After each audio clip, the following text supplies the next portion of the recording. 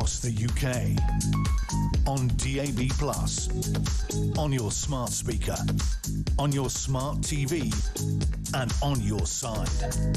This is Talk.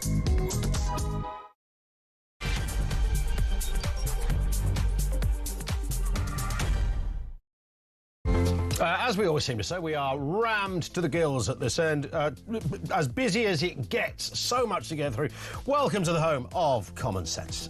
Donald Trump being internationally praised, of course, for brokering that deal in the Middle East, while Starmer faced criticism for his role at the Gaza Peace Summit. Trump has promised to arm Ukraine with Tomahawk missiles if Russia blocks peace talks, escalating US support in the region. Can Trump now make peace in Ukraine? Straightforward question. I've got a thing or two to say about that, and we'll come to that shortly. Also this afternoon, Fayez Khan, 26, has been sentenced to 5 years after posting a TikTok video threatening Nigel Farage making a gun gesture and referring to his assault rifle tattoo. This was a man who entered the UK under a false name to hide 17 previous convictions from Sweden and told the court that he wanted to return to Afghanistan. These are the sort of people that you might just let in if you have an open door policy, which we currently do, by dint of arriving on a rubber boat across the seas of southern England. You can't make this stuff up. We'll have more on that story. And UK unemployment has risen to 4.8%. That's its highest since around about May 2021. As wage growth slowed and vacancies fell. Private sector pay increases are at their weakest in nearly 4 years, while public sector wages rose faster. Funny that, isn't it?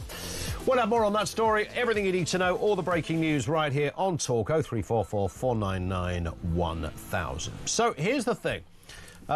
It's an obvious question, but I think it's one we should rightly ask and almost capture the momentum of what happened yesterday in Egypt, and of course Donald Trump's inclusion in all this. Can Donald Trump now make peace in Ukraine? Now, there's a couple of reasons why I'm intrigued by this. You know, that sort of thing that everybody does to a degree, although some people do it with kind of bells and whistles, and that is when you really support somebody on something but wouldn't support the idea if it came from somebody that you don't like. So if, for example, you're a Conservative and Kemi Badenoch comes out with a policy, you quite like the policy. But if Keir Starmer came out with the same policy, you wouldn't like the policy. And I'm sort of reminded of a little bit of that with this whole Ukraine thing. Remember, Boris Johnson regularly got a pasting for siding too much with Ukraine. I mean, I thought it was probably Boris's almost the best facet of his tenure as Prime Minister was his ability to really lead up the kind of Western alliance when it came to support for Ukraine. But he was regularly accused not just being of a man wasting taxpayers' money, but also a dangerous figure in the story, some even calling him a warmonger. Many would regularly talk about how, quote, it's not our war. We'd hear that quite a lot.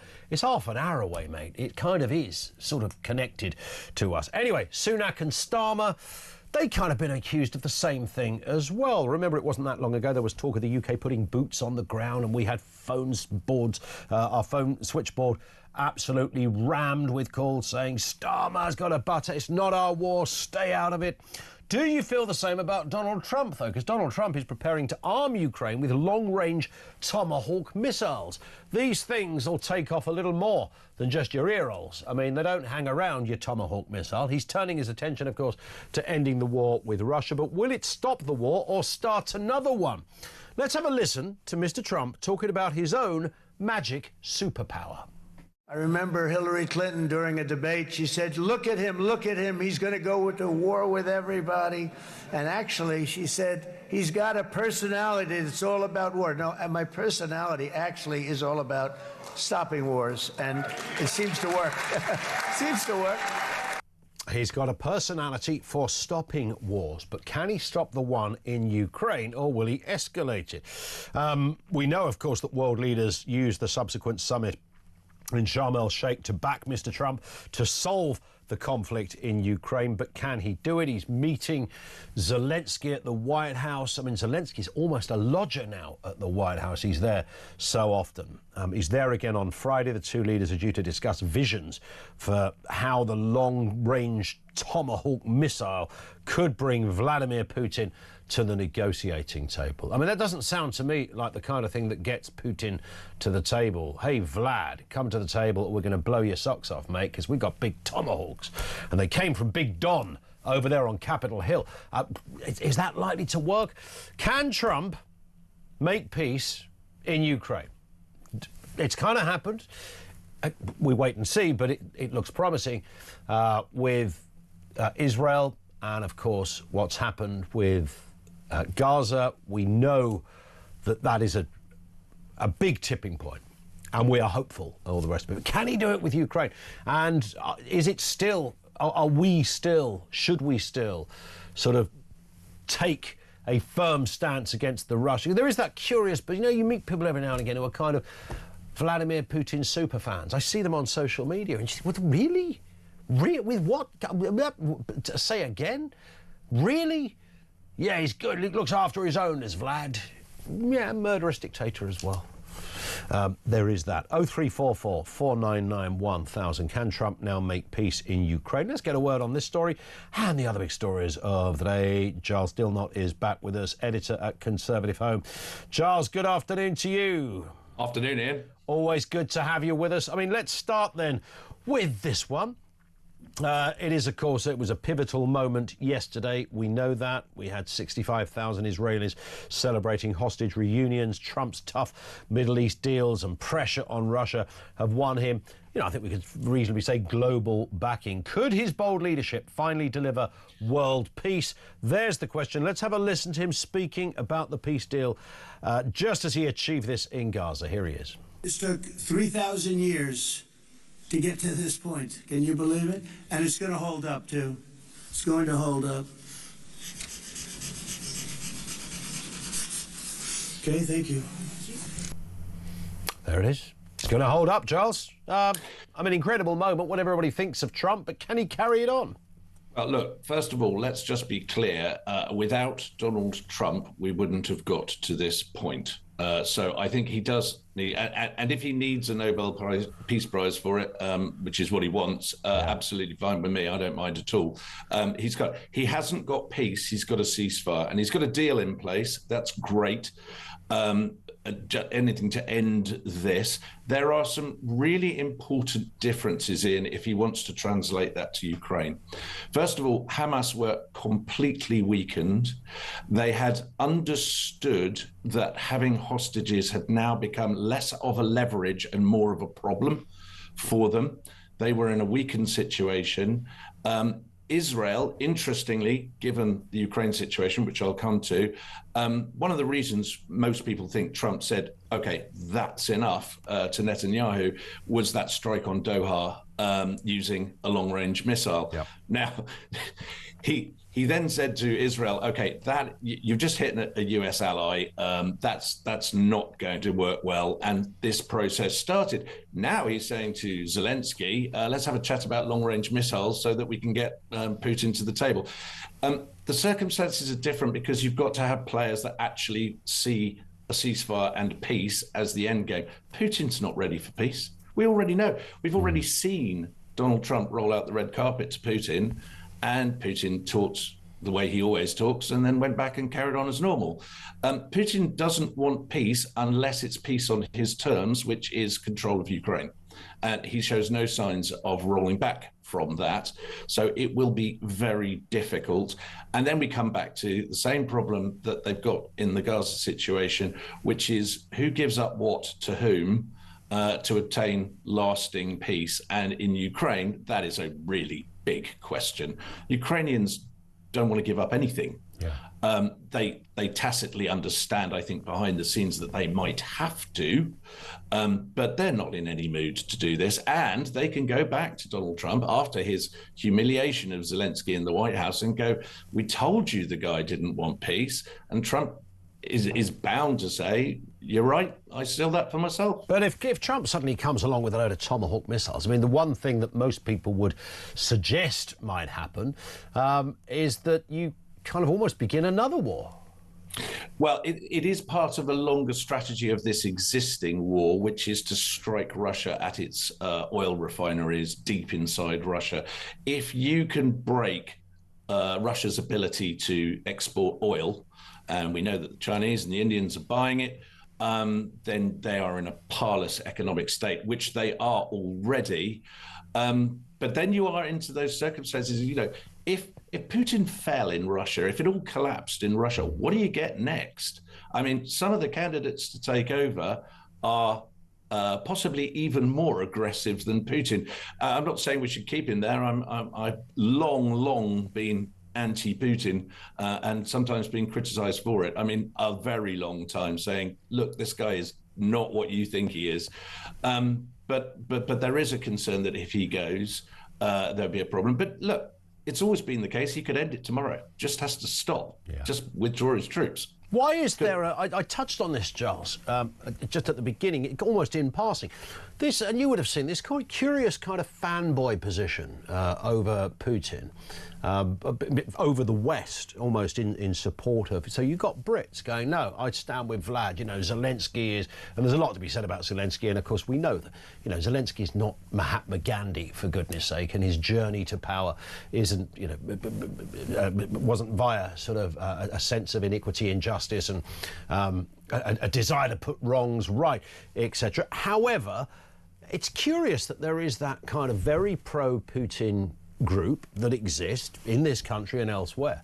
Well, where do you think that comes? As an astute observer of politics, what do you think about that? It's two things, really, Ian.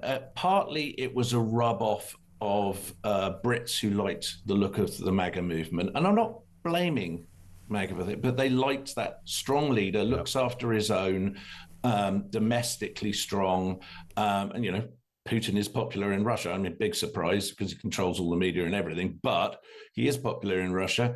I think probably less so behind the scenes now. So there's a bit of that.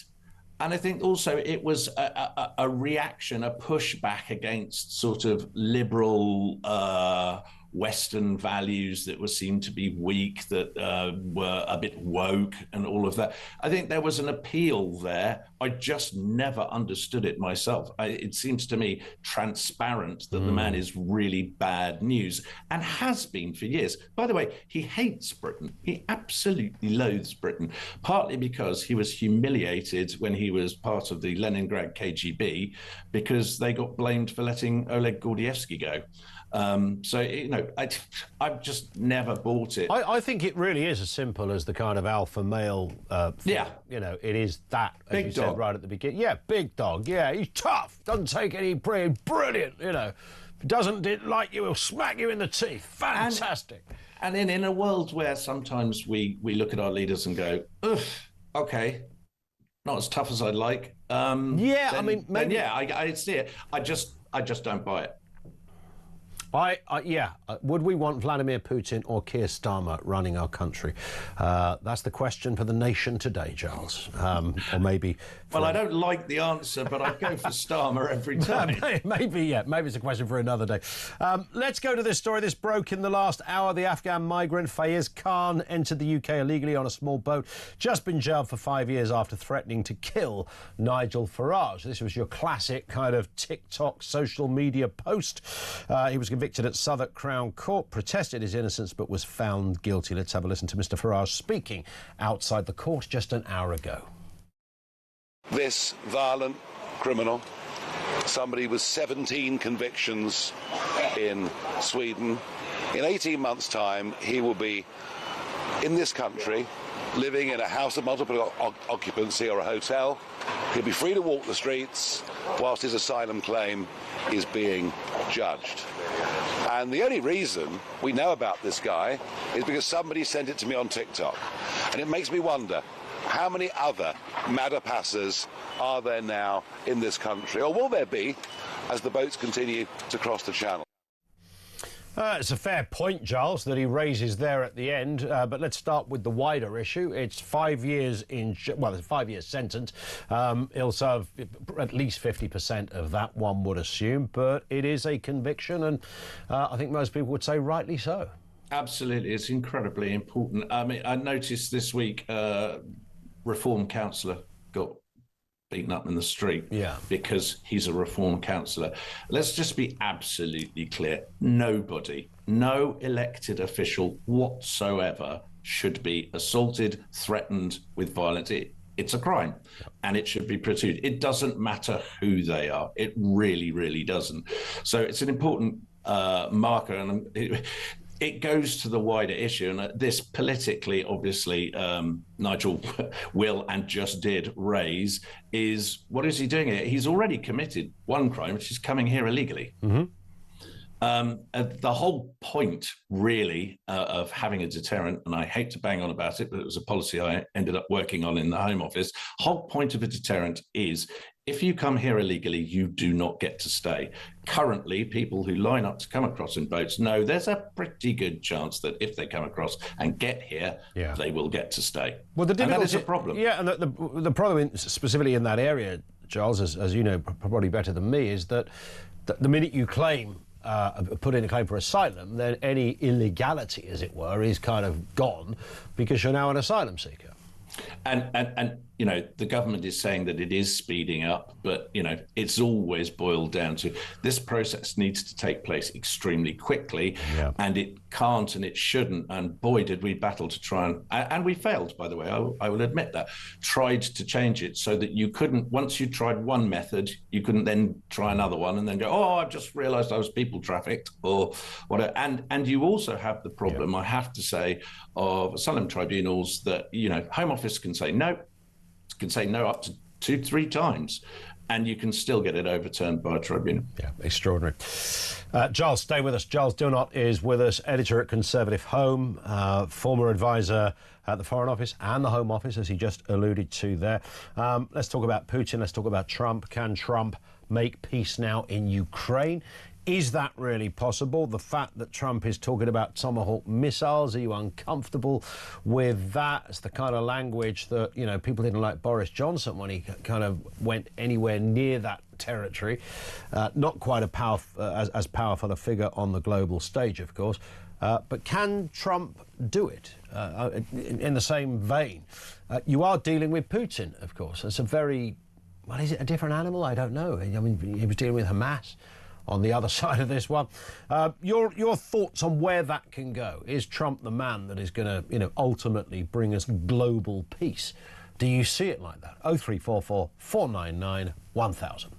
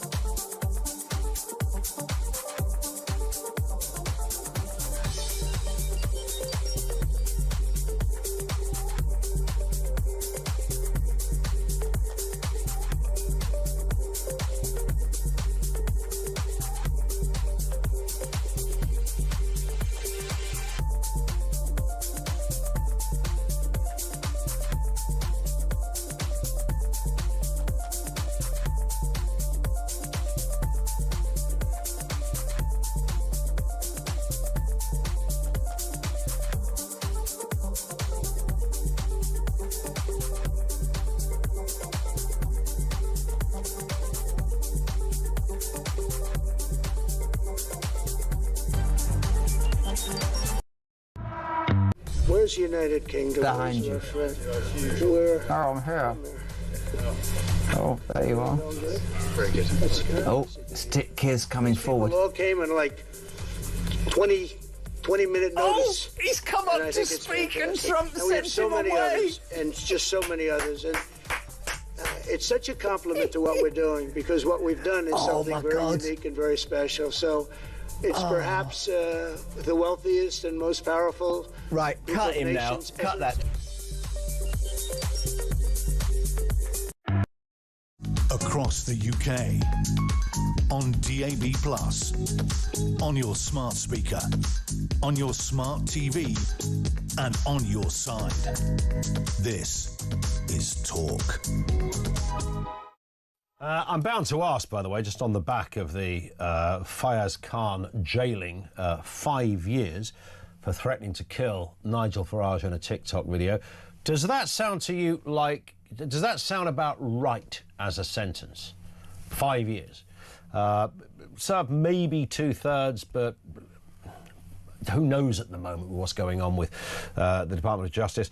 0344 499 1000. 5 years, that sound right? Too much? Too little? Response on that. Donald Trump, how to make peace in Ukraine. Can he do it?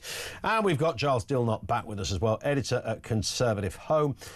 This is an interesting one, Giles, and I know this is territory that you're very familiar with, that of China. Ministers are under fire after the spy case collapsed for lack of evidence, with critics accusing the government of pure fabrication. Officials blame each other for not declaring China as a security risk, while MI5 urges vigilance amid fears over the new super embassy and ongoing espionage threats. It's all a bit of a mess. Let's have a listen to Kemi Badenoch speaking about the case. 2 men have been accused of spying on MPs in this very building. The CPS had what it felt was a clear and compelling case to prosecute. But the trial has collapsed because for months and months, the government has been refusing to give the CPS vital information. This wasn't a mistake. This wasn't a misunderstanding. This looks like a deliberate decision to collapse the case and curry favor with the regime in China. It does look all shades of bizarre, this one, Giles. We had Sir Richard Dearlove on yesterday, former head of MI6. He was just incredulous that this has happened. I'm pretty sure you share that analysis. Stunned. Absolutely stunned. Let me just give you some very brief context. It's not a blow your own trumpet. It's just I know whereof I speak. I had just two, because I was doing communications for the Foreign Secretary at the time, James Cleverly. I only had 2 policy briefs, just 2, Russia and China. Wow. And China they really gave you the homework, didn't they, on that? So the way we deal as a country with China is always a trade-off, and I completely understand, actually, where the government was trying to come from on this, is always a trade-off with how much do you trade with them? It is not realistic in this globalized economy to not trade with them. And how much do you protect national security? Now, in my book, national security comes first every single time. Let me just give you some context. There are a number of cases where during my time there, we pushed back on China, and China made it very clear that that was going to be awkward. What they usually want is, if you want to talk to us about trade, don't embarrass us.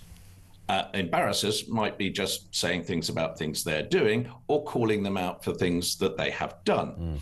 And this is just normal business practice. Now, get to 2024.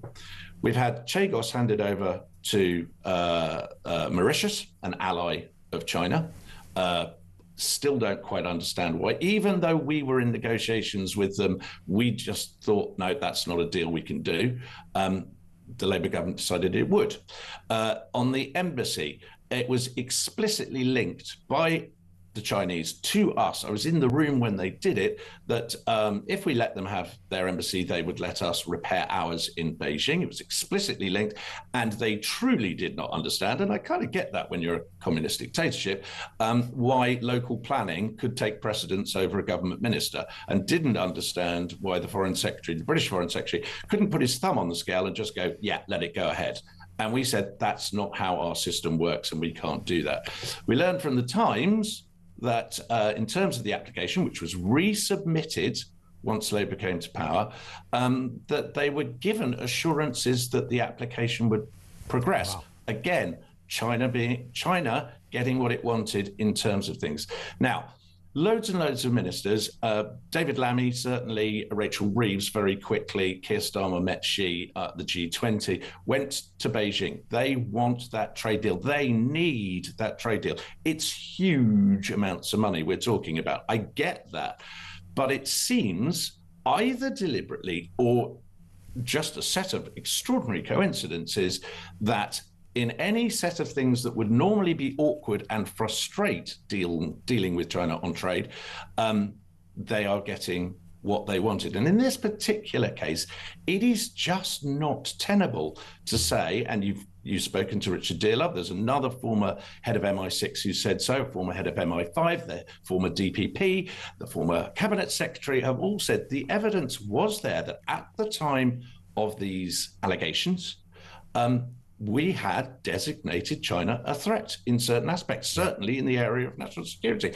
It's simply not tenable and not acceptable to throw one official, the deputy national security advisor, under a bus and go, it was all him. We didn't know anything about it. We're really disappointed.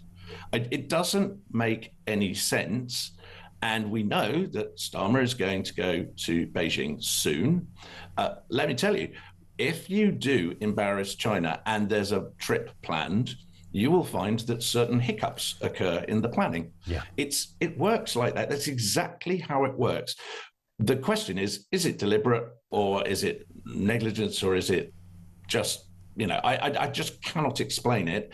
And I think it really, really, really doesn't look good. Yeah, it is all shades of extraordinary. Will we get any more light shone on this? I don't think it's going to go away. I don't think it's going to go away. They're going to have to come up with a better answer than the Deputy National Security Advisor had free rein to do this, and we weren't really involved. We don't know. Yeah. Fire John Profumo, that's what I say, if it all goes wrong. Let's have a look at this final story. We have to be brief on this one, Giles. 16 countries apparently back the UK's drive to reform the ECHR. The Conservatives, of course, have talked about their plans for it. Can we just opt out of it? Does it need reforming? What's the best way forward on this one? Well, look, Lord Wolfson did a report for Kemi Badenoch.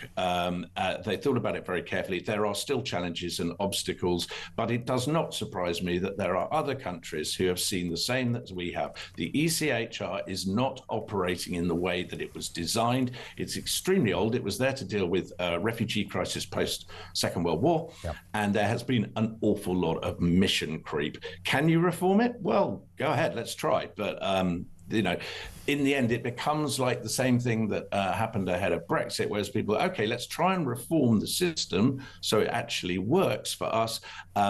But if you come to the point where it really doesn't, it won't solve everything, by the way, if we leave. That's true. But it also isn't going to cause anything, is it? No, it's going to, well, there are some problems with Northern Ireland, but they can be resolved. The real truth is when you're trying to tackle migration, not being subject to the ECHR will be helpful. It is part of a range of tools that you need. And the one that's missing, of course, is a deterrent.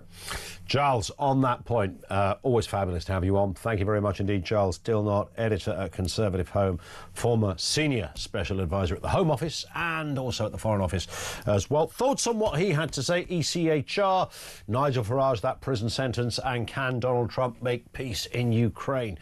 Following that momentous day yesterday, 0344 499 1000. Our lines are open. This is Talk.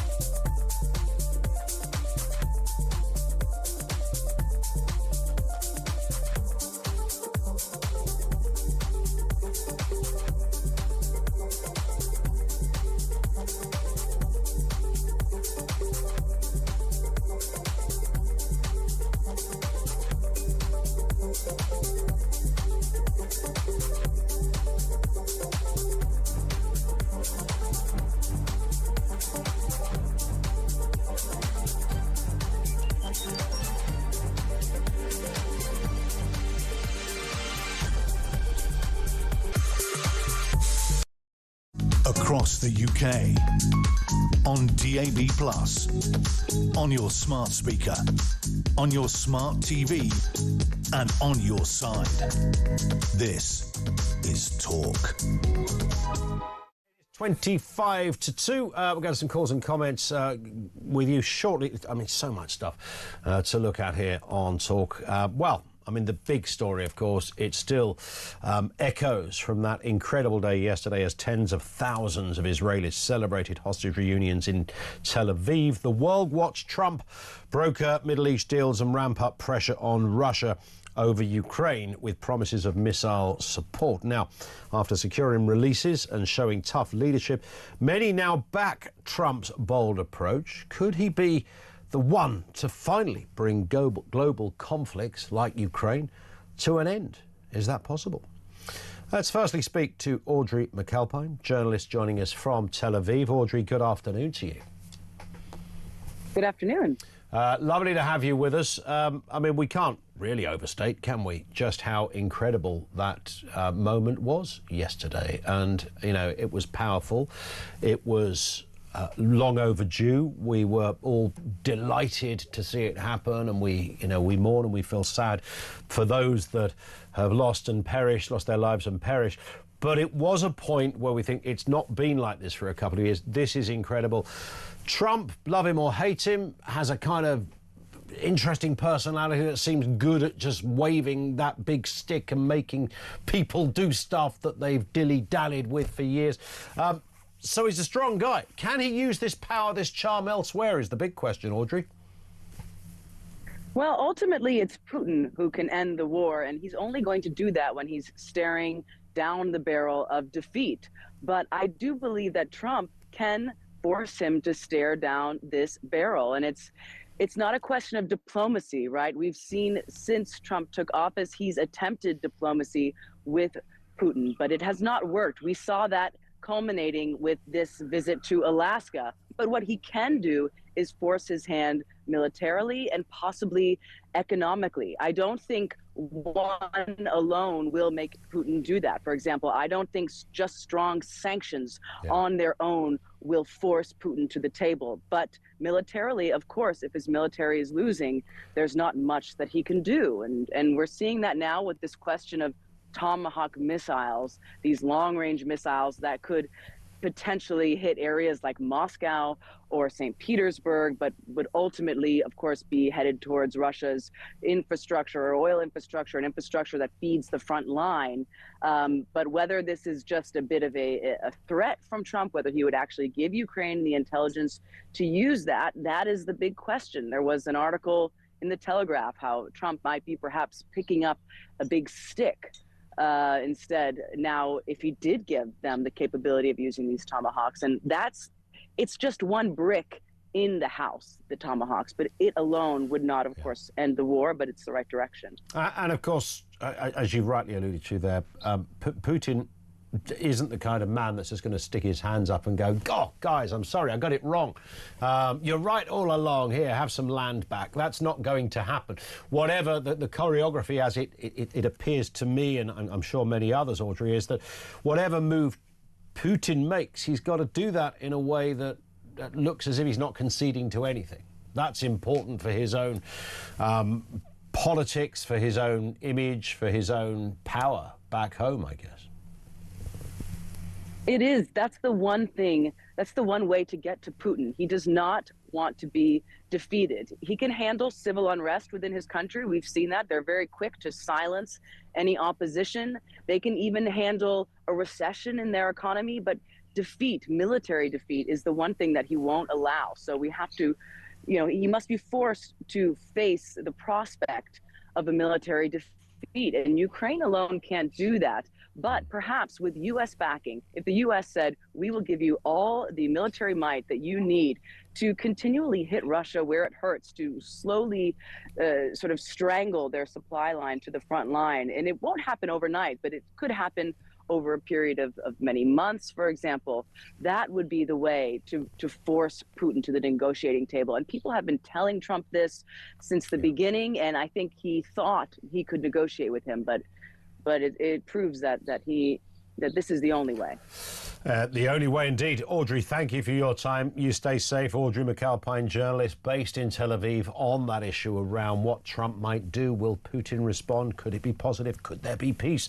Let's get a word from Paul Ingram, research affiliate, University of Cambridge Centre for the Study of Existential Risk, also former director of the British American Security Information Council. Paul, good afternoon to you. I mean, people talk about various tools you have in your box to try and stop a war. I mean, they could be sanctions, they could be weapons, or they could just be the might and the power of Donald Trump, it seems. Goodness me, who'd have thought it?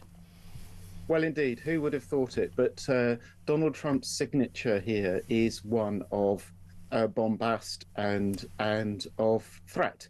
And I'm sure he did that a lot in his real estate deals in New York. He's clearly demonstrated that in his first term with all sorts of threats. And the other tool, which you didn't mention, is negotiation and diplomacy. And these are tools that are all in a important toolbox here. And I disagree fundamentally with much of what Audrey was saying, where the assumption is that one's opponent always has to experience the threat of overwhelming escalation and pressure before they come to the table. That is not the history of peace negotiations or of settlements.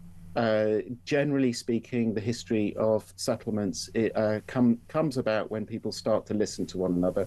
They start talking and understanding what the legacy, the history, the emotion, the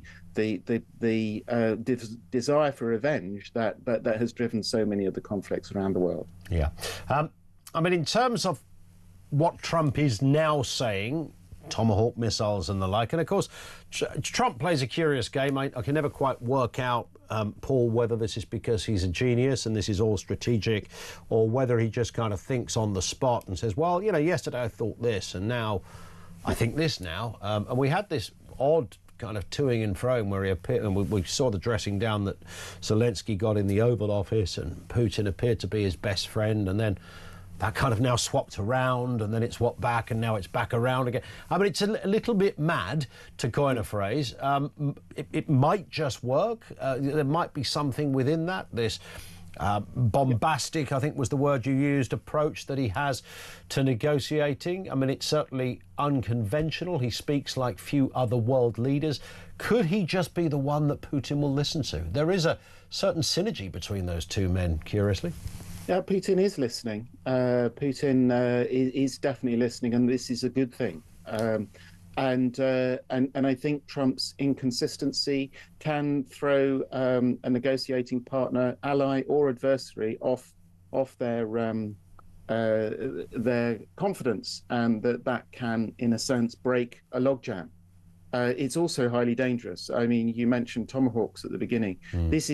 This is a pretty absurd tool, frankly, because Tomahawks cannot be launched by anyone other than the American servicemen. So Tomahawks are the US entering into the war directly against Russia. Yeah. And on the other hand, they have very little military impact, because unless you put a nuclear weapon on the end, they are just like any other missile, just with a longer range and possibly greater targeting capability. Unless, of course, you are genuinely talking about hitting the Kremlin or Moscow or St. Petersburg, as you were saying. And that is not going to bring Putin to the table. That is going to send a message to Putin that this is an escalation and that he is not interested in playing this carefully. Well, there are so many other tools he could be using. I was going to say, Paul, I said at the very beginning of the programme, you possibly didn't hear this at the start, but I said, you know, does this stop a war or does it start another one? And there's the danger. Yeah, exactly.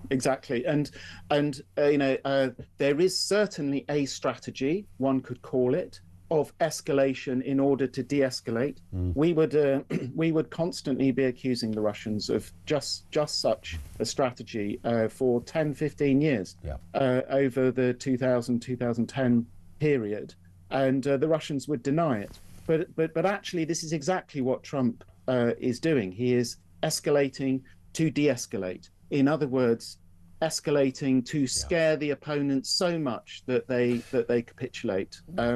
And I just think the stakes in this situation are so high that he's playing Russian roulette with all of us. Yeah, because it's not as if Putin wouldn't know what he's doing as well. No, so we will, well, we will speak again, I'm sure. Paul, thank you for coming on. Really appreciate your time, sir. Paul Ingram, research affiliate, University of Cambridge. Thank you to him. Let's get a word from Jeff Tibbs. Peace from the Peace Pledge Union. Afternoon to you, Jeff. I mean, it's a bit of a messy old picture out there. Let's remember lots of people have lost their lives. Trump's kind of thing, his MO at the moment is, you know, I can put a stop to that. He even said, I've got a personality that stops wars. Is he going to stop this one? I think, judging by the current evidence, that's quite unlikely. I think we face a very, very dangerous turning point. We're seeing military spending going through the roof across the world, across Europe, in the UK, and in the US. The kind of brinksmanship that we're seeing at the moment, the kind of Russian roulette, as your previous speaker put it, is placing us all in very grave danger. And I think, you know, I'm coming from an organization that works for peace, and I think tries to put long-term peace and real human security at the center of all our considerations.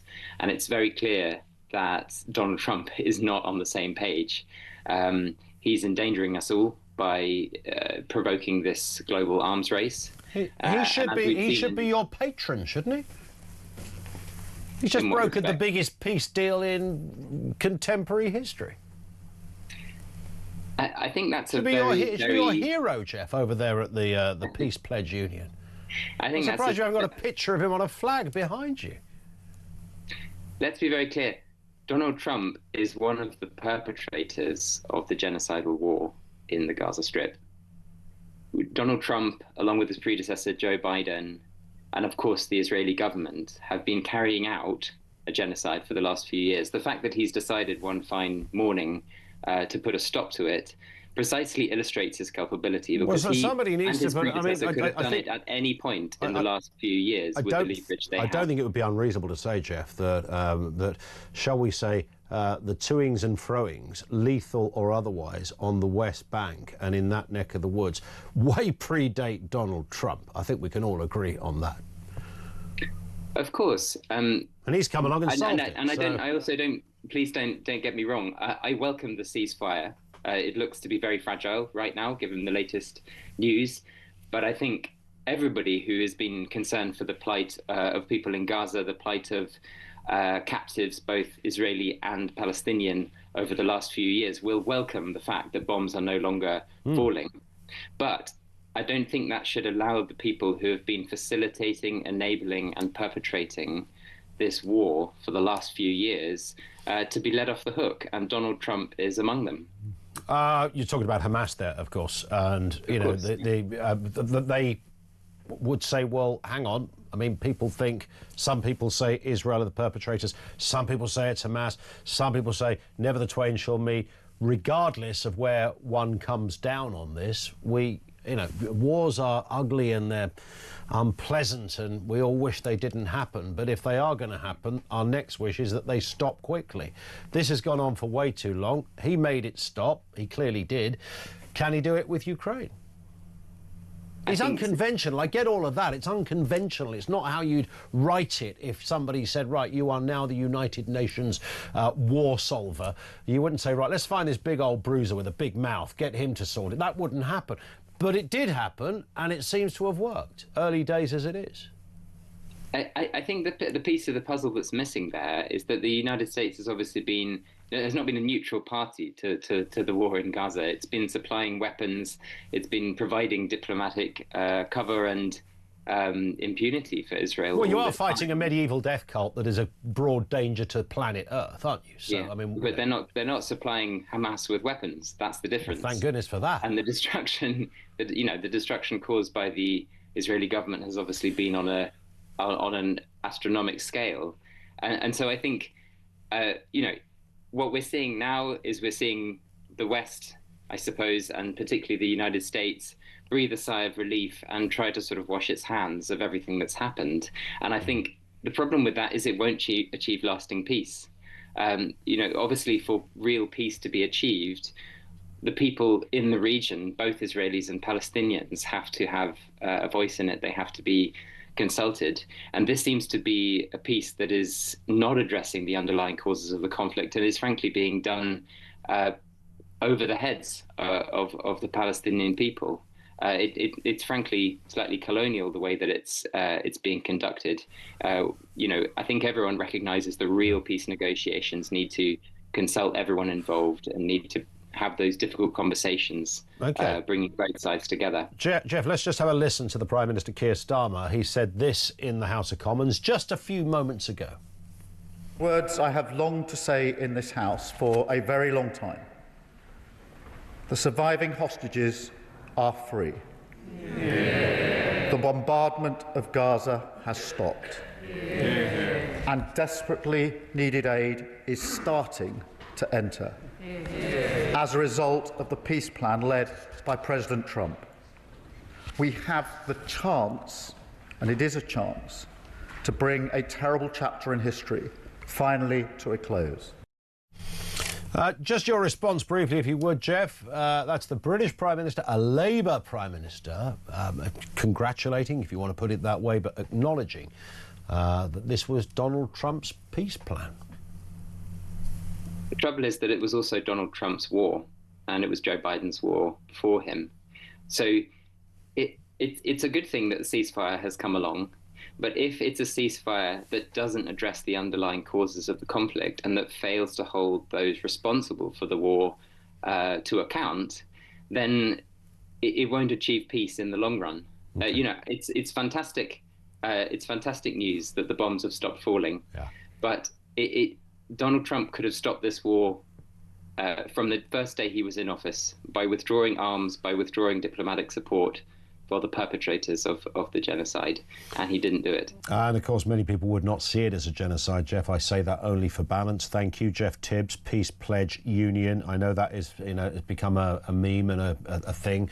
The go-to response, a genocide. I mean, it's a war, for goodness. I'm not defending anything, and I wish I knew more about the geopolitical landscape of the Middle East and that particular region. You can go nuts trying to just get it to first base of investigating the finer detail.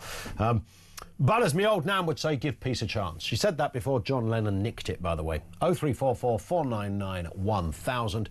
This is Talk.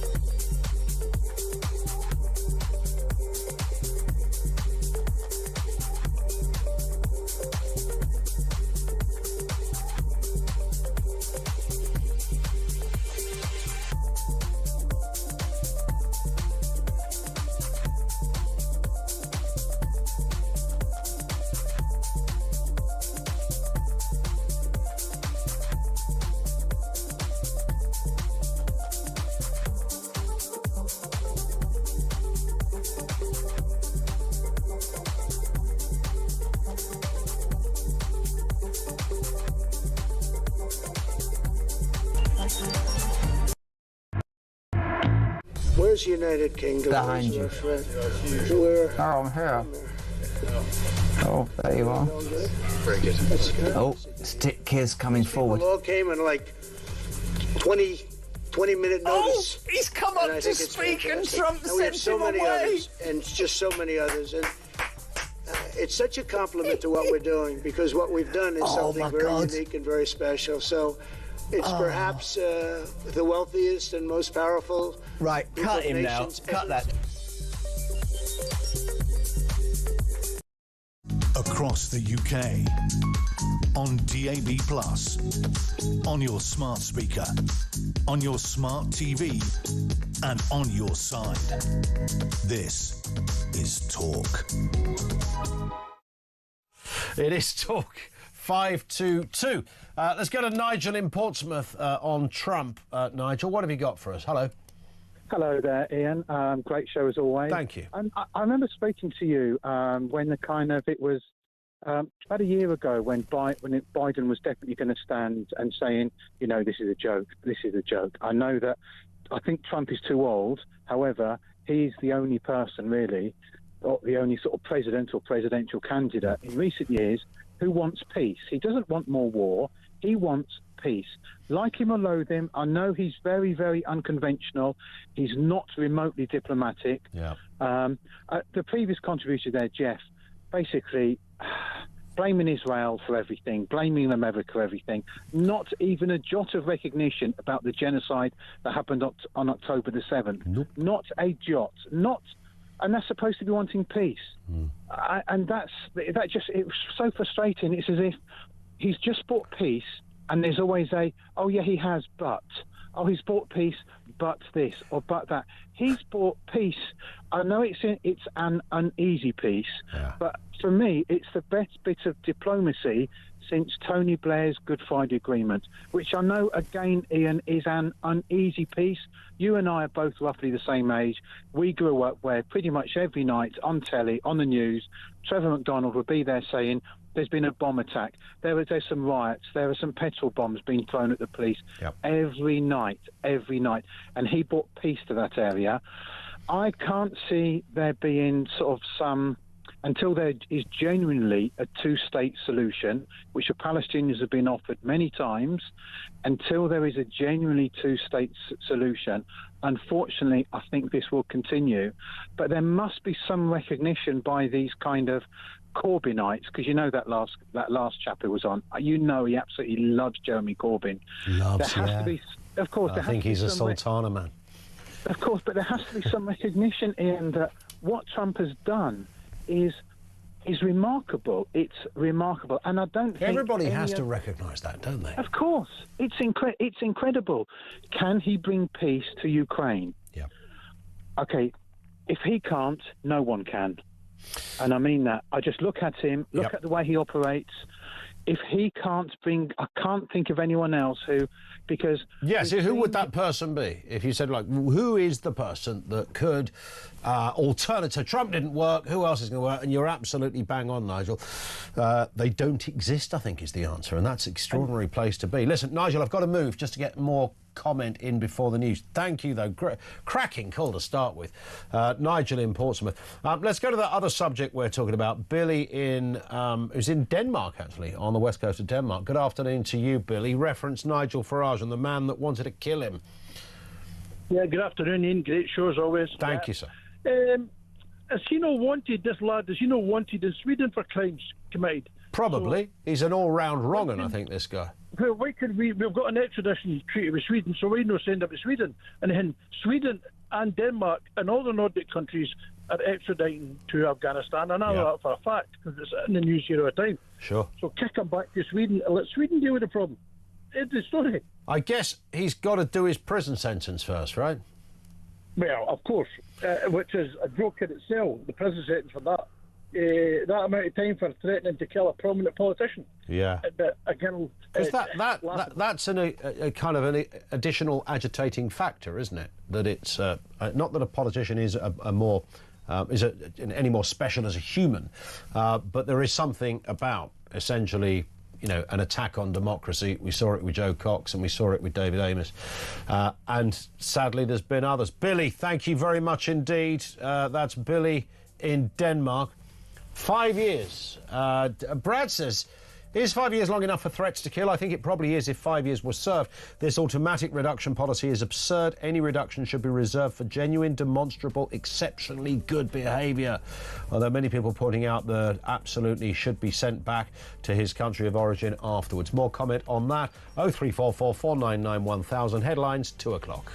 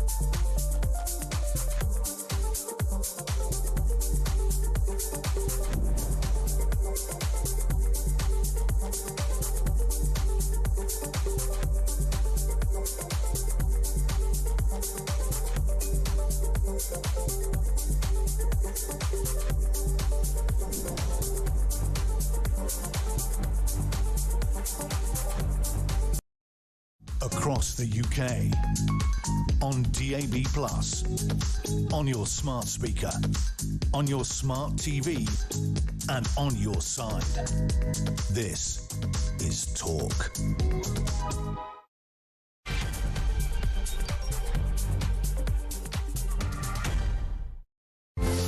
It is indeed Talk. 0344 499 1000. Load of stuff to get through. We are responding, of course, to Donald Trump being praised, of course, for brokering that deal in the Middle East. But can he work a similar kind of magic when it comes to Ukraine? It takes more than one man, but you do need a front-facing, powerful, dare we say, bombastic figure. Some might even say almost toxic in some ways, but a toxicity that works in favour of situations such as this. It's a bizarre situation to be in, right? But it's where we're at, and Joe Biden couldn't have made that happen. Donald Trump did. Can he now make peace in Ukraine? We'll keep the lines open on that one. Also this afternoon, as you've been hearing, Fayez Khan has been sentenced to 5 years after posting a TikTok video threatening Nigel Farage. He was making gun gestures and referring to his assault rifle tattoo. This is a man that entered the UK under a false name because he had 17 previous convictions in Sweden. He told a court he wants to return to Afghanistan, came over on the channel. He's a wrong and all round. He's now in jail. Is 5 years about right for what he did? And UK unemployment has risen to 4.8%. That's the highest since May 2021 as wage growth slowed and vacancies fell. We'll have more details on that, although we are just hearing in economic news that the UK is forecast to be the second fastest growing economy in the G7 behind the USA this year and next year, according to the IMF. So there is that, although we are told to look for inflation, which might also be pretty high. We'll investigate more details. Everything you need to know, all the breaking news, right here on Talk 0344 499 1000. Scott in Dorset says, how bizarre we have somebody from a group called the Peace Pledge who can't bring himself to praise the person who quite possibly brought peace to Gaza. Oh, and it wasn't a genocide. Less civilians have died than most other conflicts around the world. These people don't live in the real world. There was kind of a little bit of a sort of triangle of the United States, Israel and the UK. To a lesser degree than once before, which seems to be in the sights of many people when it comes to who's responsible for global carnage. But we'll have more on that throughout the course of the show and take more of your calls as well. Now, the ECHR is another area that we talk about quite a lot. The European Convention of Human Rights. 16 countries are backing the UK's push to reform it, seeking to toughen deportations, close legal loopholes exploited by migrants and lawyers alike. With major EU support, Britain leads the charge for stricter border controls, while Labour favours tweaks over a full withdrawal. What is the answer? We'll talk to David Bannerman in just a moment, former Conservative MEP. First, Joe Megan, who's Public Affairs Manager at the European Movement. Joe, good afternoon to you.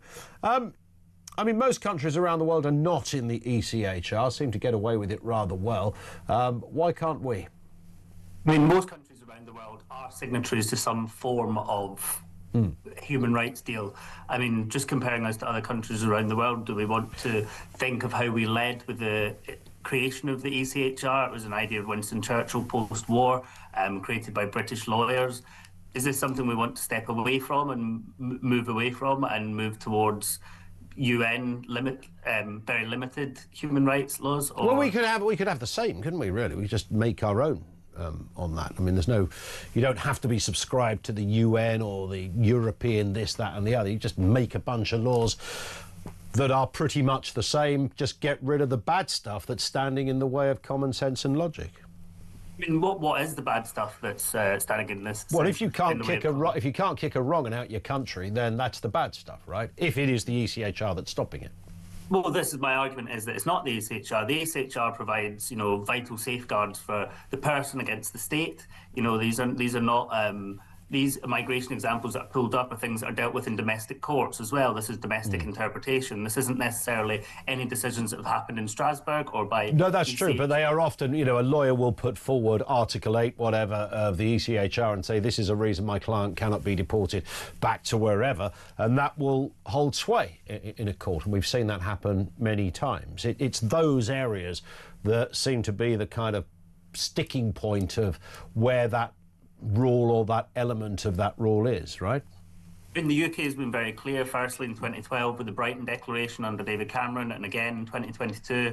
And we've also been clear in the last year with Nick Thomas-Symonds and Keir Starmer both attending a conference in Copenhagen, saying we are pushing for reform. It's not perfect. We're in no way arguing that the ECHR is a perfect instrument. Nothing is, but you don't join perfect international instruments. What you do is you try and reform them from within, try and be a part of a wider international community. We don't want to stand on our own as a pariah state on the edge of Europe that would be the only non-signatory, including Belarus and Russia. Australia, India, loads of other countries around the world are not part of it. So, I mean, there's that.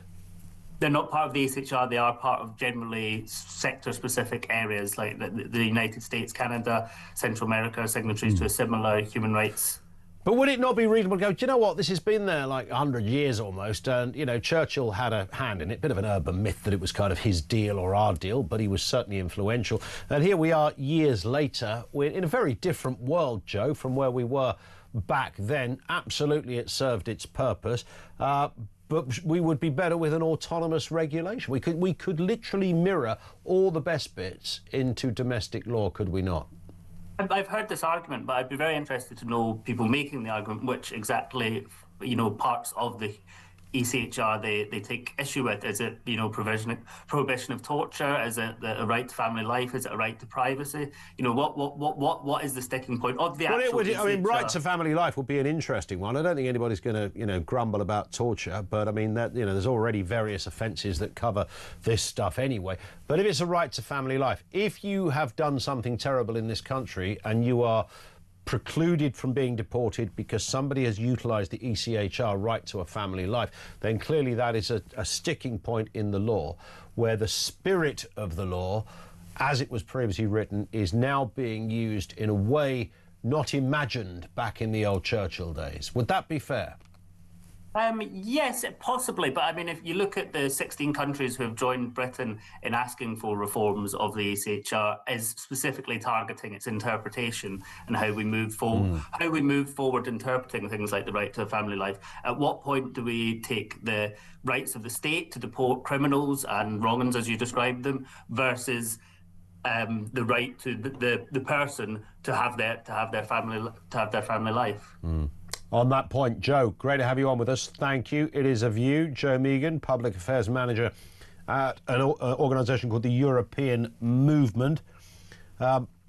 Interpretation, well, he's right about that. You know, one judge might interpret something different to another judge. Right to family life and right to not eat chicken nuggets in the wrong jurisdiction or whatever the heck it is. We've seen all manner of very strange excuses that have really been bounced off the kind of foundations of that part of the convention, and that's the issue that's been the problem. David Bannerman is a former Conservative MEP, chairman of the Freedom Movement. David, good afternoon to you. I mean, on that point, do we need to get rid of it? Do we just need to refine it? I mean, what's the answer to this, in short? Well, I think now we do need to leave the ECHR. I think you could get rid of the Human Rights Act. That would be a good starting point, Blair's Human Rights Act, which incorporates ECHR and British law.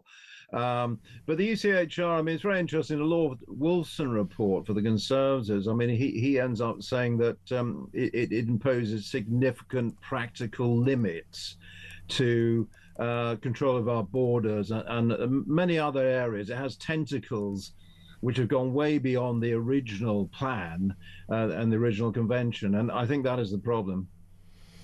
And that's it, isn't it? But I guess the point that our previous speaker was making was that one person's line is different to another. So some would say, well, that's clearly a case where it's wrong, it's being abused. And somebody else would go, no, actually, that's fine. We need the line drawn there. Is it that? And the best way out of this would be to just get the heck out the thing and start again. Well, you have to remember the history of the convention, the European Convention of Human Rights, which the court interprets. The convention, he mentions Churchill. Yes, Churchill was in favor of that. But what it was British lawyers actually giving the rest of Europe, based on our practice, based on our tradition of human rights, going right back to beyond Magna Carta, for example. I mean, Magna Carta, by the way, 1215, actually reinforces rights they had before then. So, you know, many of our rights go right back. I mean, it was illegal to torture Guy Fawkes, for example. The king had to give permission for torture because it was illegal then. So we don't really need the ECHR. It's gone way beyond its remit. I spoke to a German justice there in Strasbourg, and she admitted that, you know, it is about who has the last word. Well, our Supreme Court, our judges should have the last word, because otherwise it's not sovereignty. It is not sovereignty, indeed. What is your hope that, David, that something will happen here? Because obviously it's not, as we know, it's not really in the DNA of this government to start tinkering around with things like the ECHR. You know, they are mostly pretty satisfied, it seems, with everything that goes on in that respect. So the smart money might suggest nothing's going to happen anytime soon. Well, I'm afraid I think we've got a Prime Minister who's a human rights junkie. I mean, this seems to be the one thing that really motivates him getting excited. He wrote a book on EU law and, you know, with relevance to human rights, etc. No, I'm afraid this government's very wedded to it, as is Lord Herman, many of the pals of Starmer.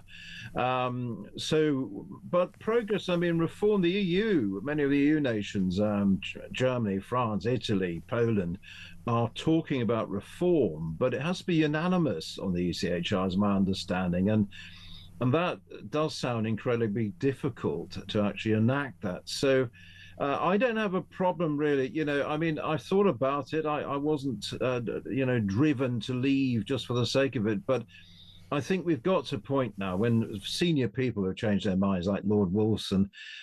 We've got actually to grasp the nettle and to get out as soon as we can, practically.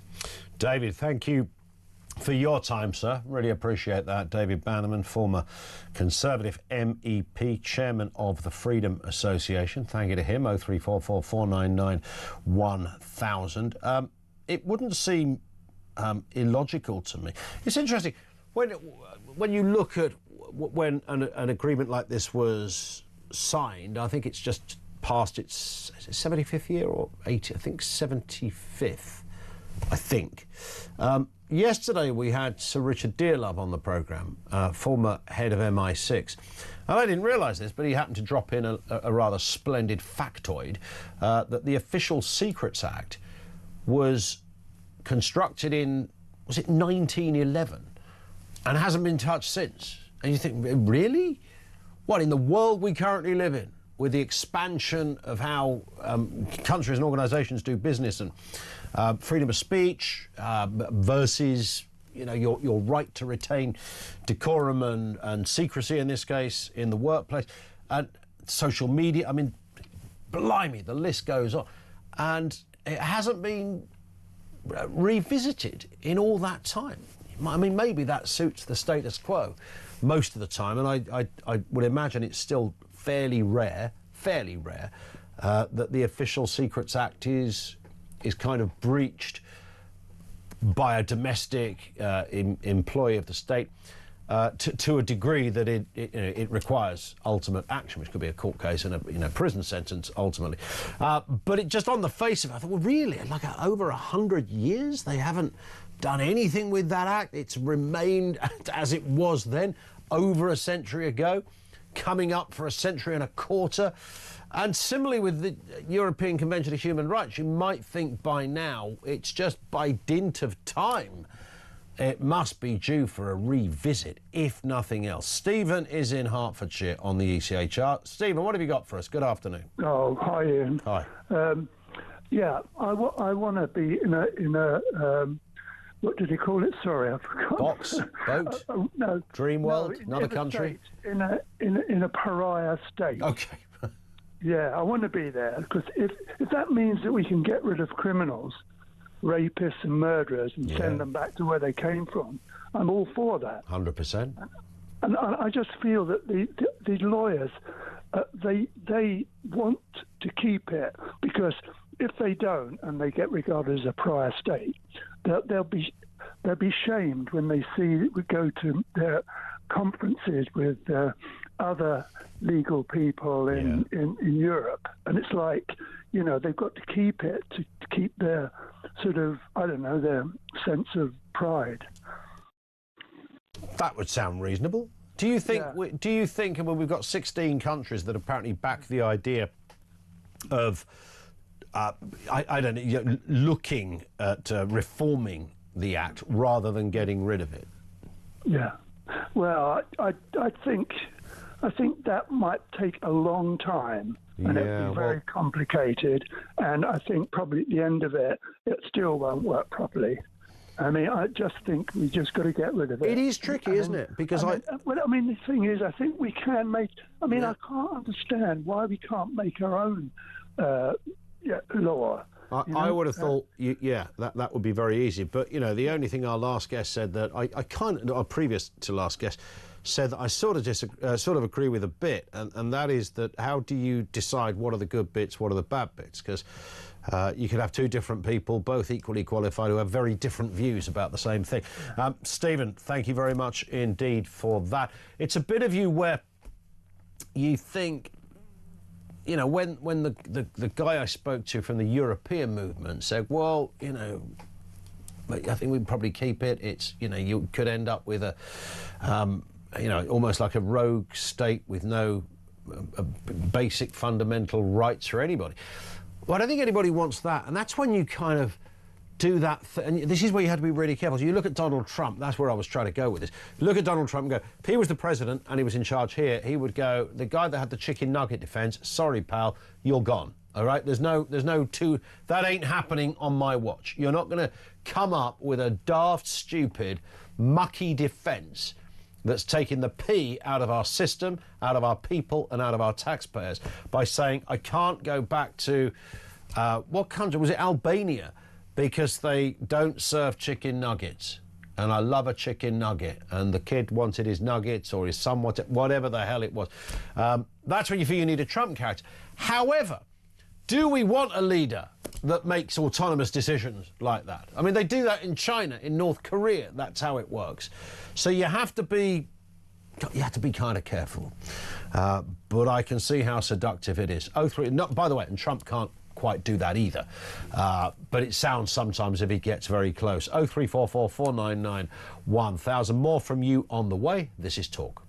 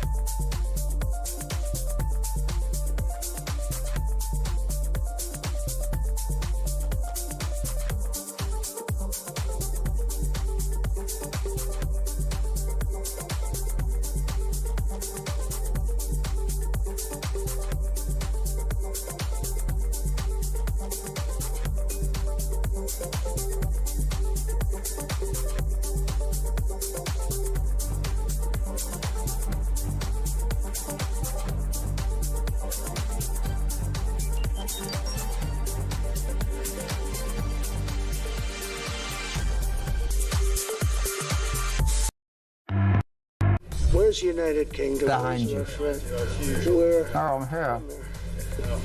Oh, there you are. Very good.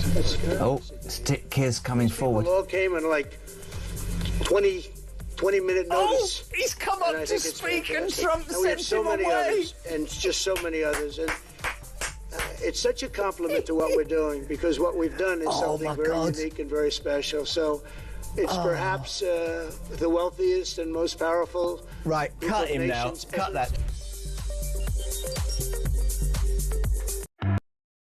Across the UK, on DAB+, on your smart speaker, on your smart TV, and on your side. This is Talk. It is Talk, 23 minutes after 2 o'clock. Stephen says the only way to secure long-term peace in the Middle East is to stop teaching hatred of Jews in their schools, cultural, governmental institutions and families.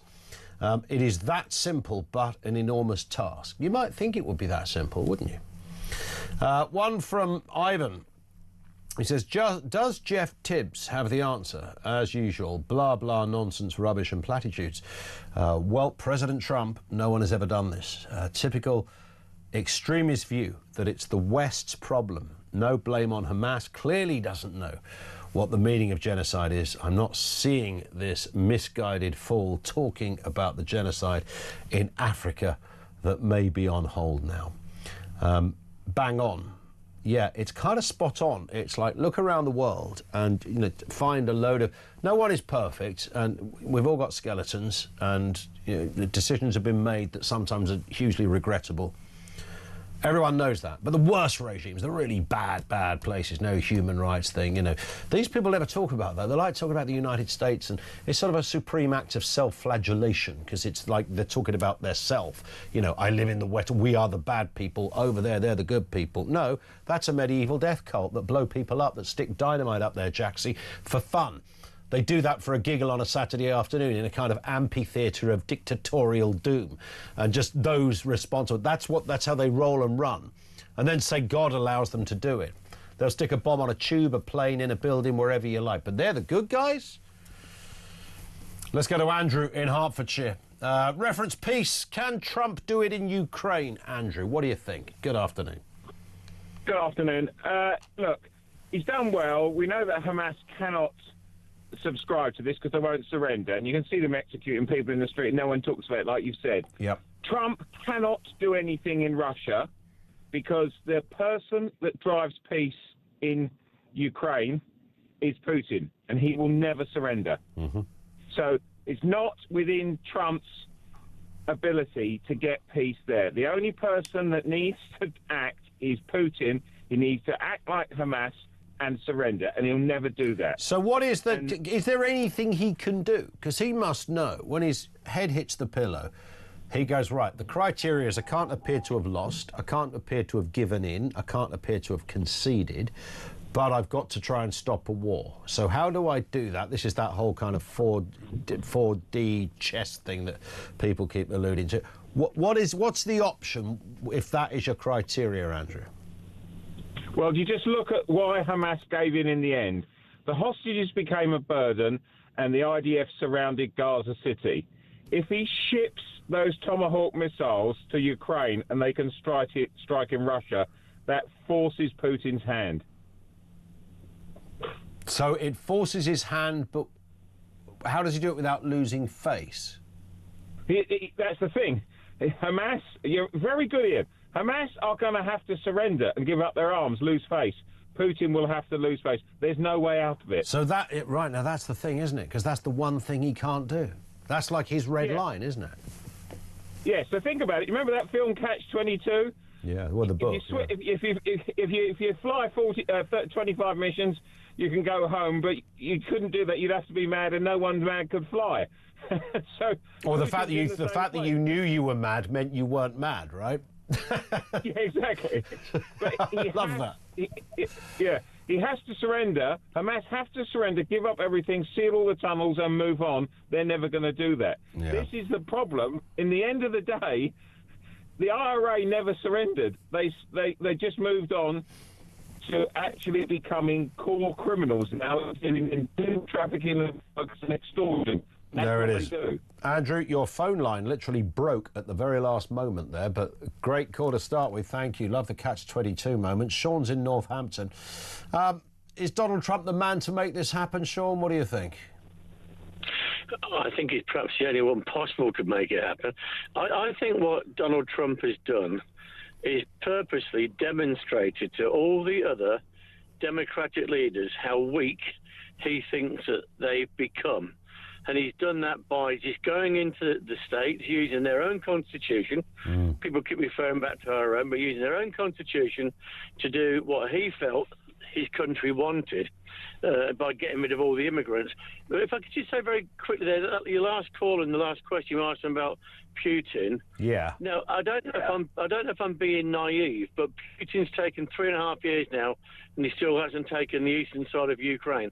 The bit that I'm really, I don't know if I'm asking a question or stating this. Why don't NATO just move over to the east of Europe, and say to him, right, okay, you're not going any further, because the only thing that Putin will respond to is power. And that would leave him one option, a nuclear war, and he's never going to go. Never. No one is going to start a nuclear war. It's now time that people stood up to him and said, right, we're not listening to any more of your rubbish, Putin. Back down and keep your Russia as it is, or we'll come further. Because he's not a multi-power. He's not a massive power. He's not. You're absolutely right. Economically, they're not. And in military terms, they play tougher and punch above their weight. I mean, you wouldn't want to get on the wrong side of them. No one's suggesting otherwise. However, you're right. In connection or up against other, or genuine superpowers, they would be lost. Sean, thank you very much indeed for that.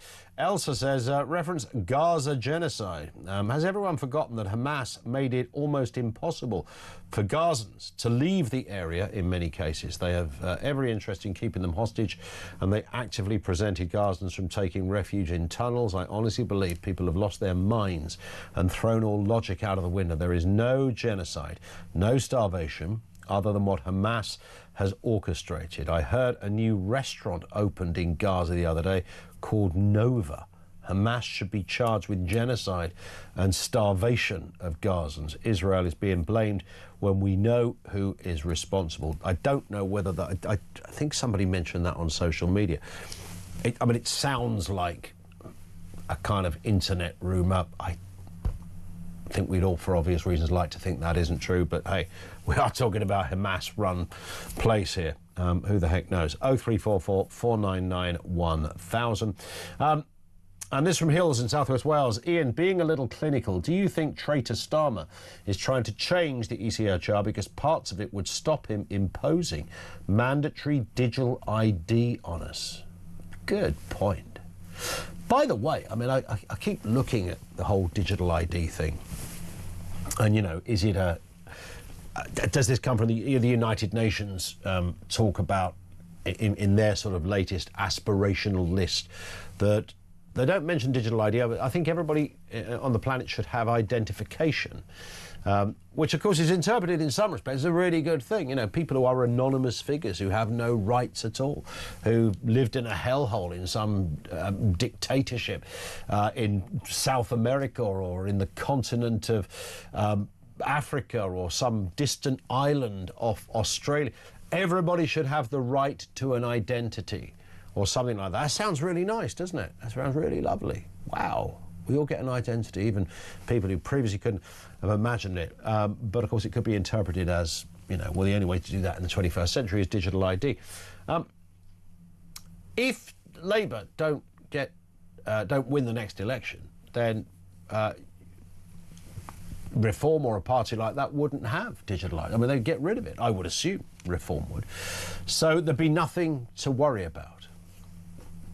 I wonder about that. The Tories... Paidnock didn't say anything in her speech, did she, on this one? Don't think so. 0344 499 1000. Can Trump now make peace in Ukraine? All the other elements that we've been discussing on this. The man who's been jailed for 5 years for threatening to kill Nigel Farage. 5 years, was that about right? And all the other bits as well. Lines are open. This is Talk.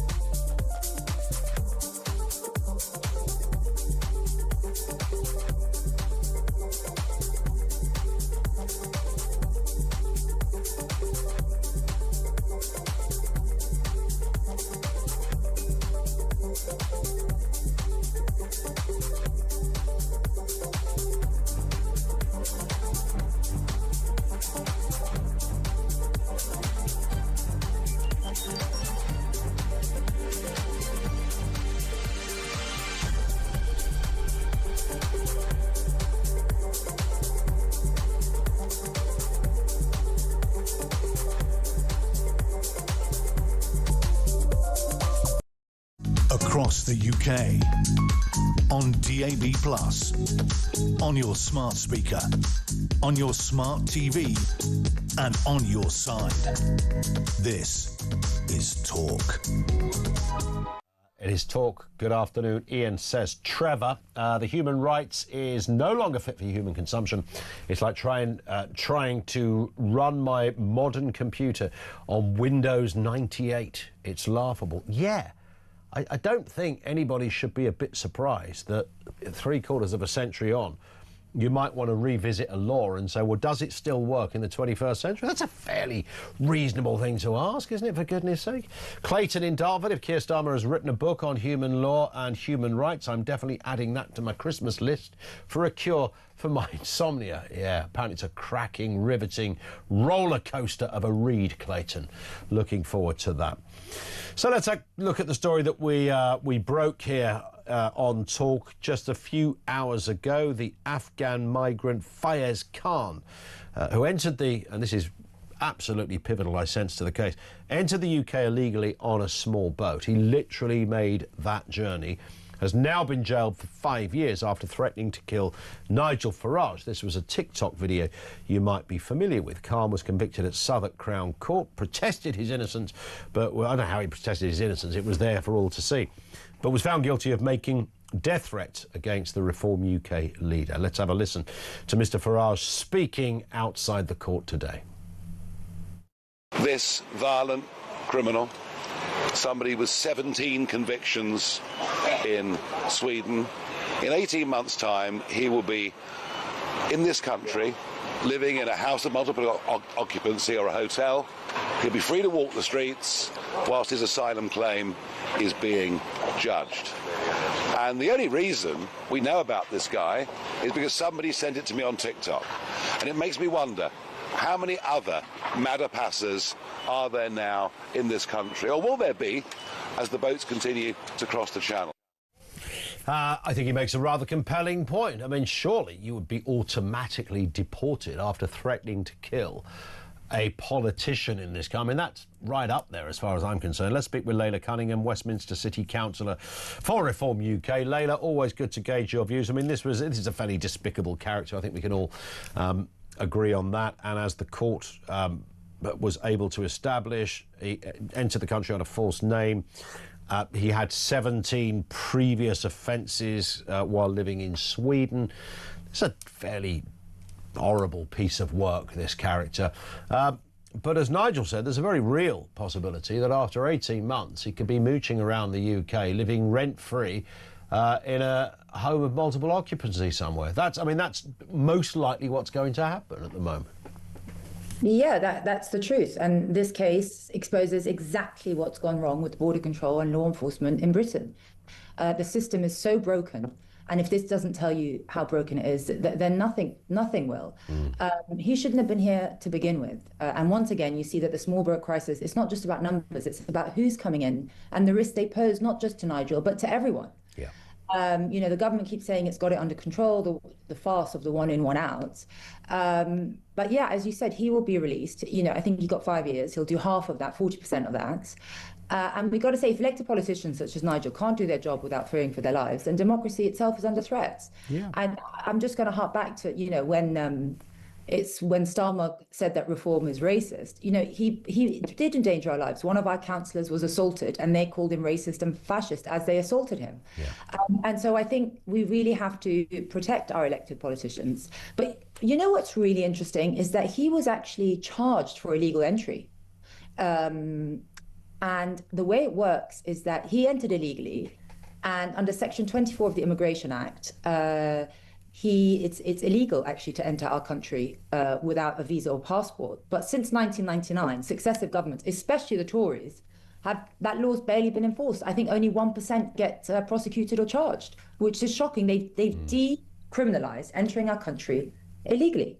And so as soon as he says asylum, it neutralises the offence. Of course, yeah. The minute you waive that request, exactly, suddenly, you're almost home and dry, and could be for many, many years. You're an innocent asylum seeker.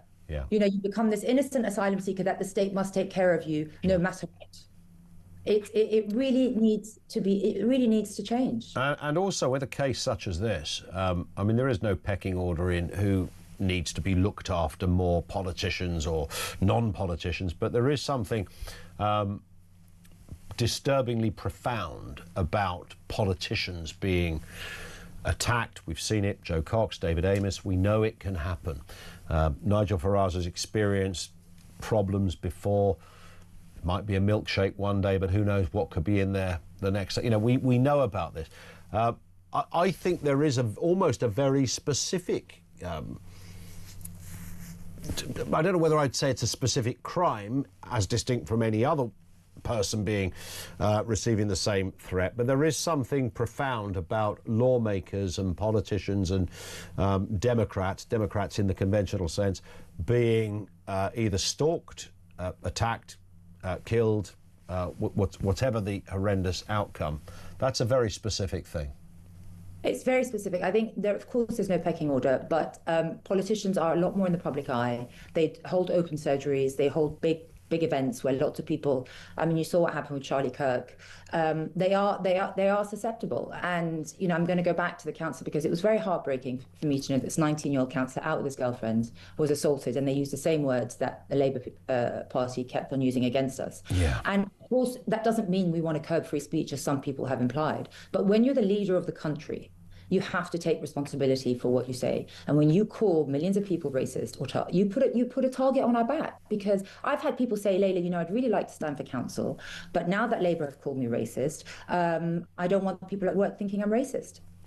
You know, it stems democracy. Indeed, it really does. Listen, Layla, thank you for being on with us as ever. Layla Cunningham is a Reform UK councillor over there at Westminster City Council. It throws up a number of factors on this.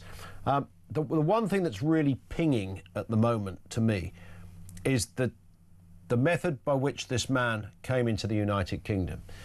He came on a small boat, and I'll always retain, because I'm a vaguely intelligent person, the same position on this one. The average person that comes over on a boat, I've never believed is a rapist or a murderer or a killer. The average person, I'm absolutely sure, in an ideal world, would rather like a job of some description.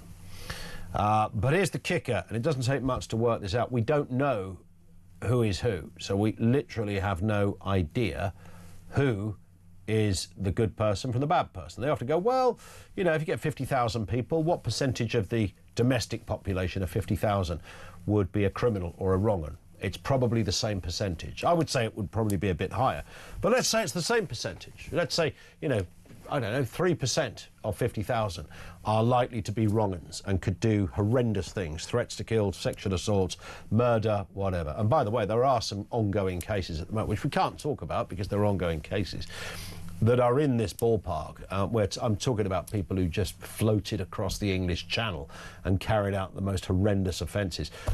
It's not like we haven't seen them. The fact is, OK, let's give the ECHR mob the benefit of the doubt and go, yeah, OK, it's only a small percentage. Right, point me to who the ones are then. Point me to the bad people. Show me who they are when they come over on the boat. You're saying out of that boat of 50 guys, only 4 of them are bad uns and the rest are actually OK. Point to the ones you'd be happy to live next door to you or your daughter. Just point to them.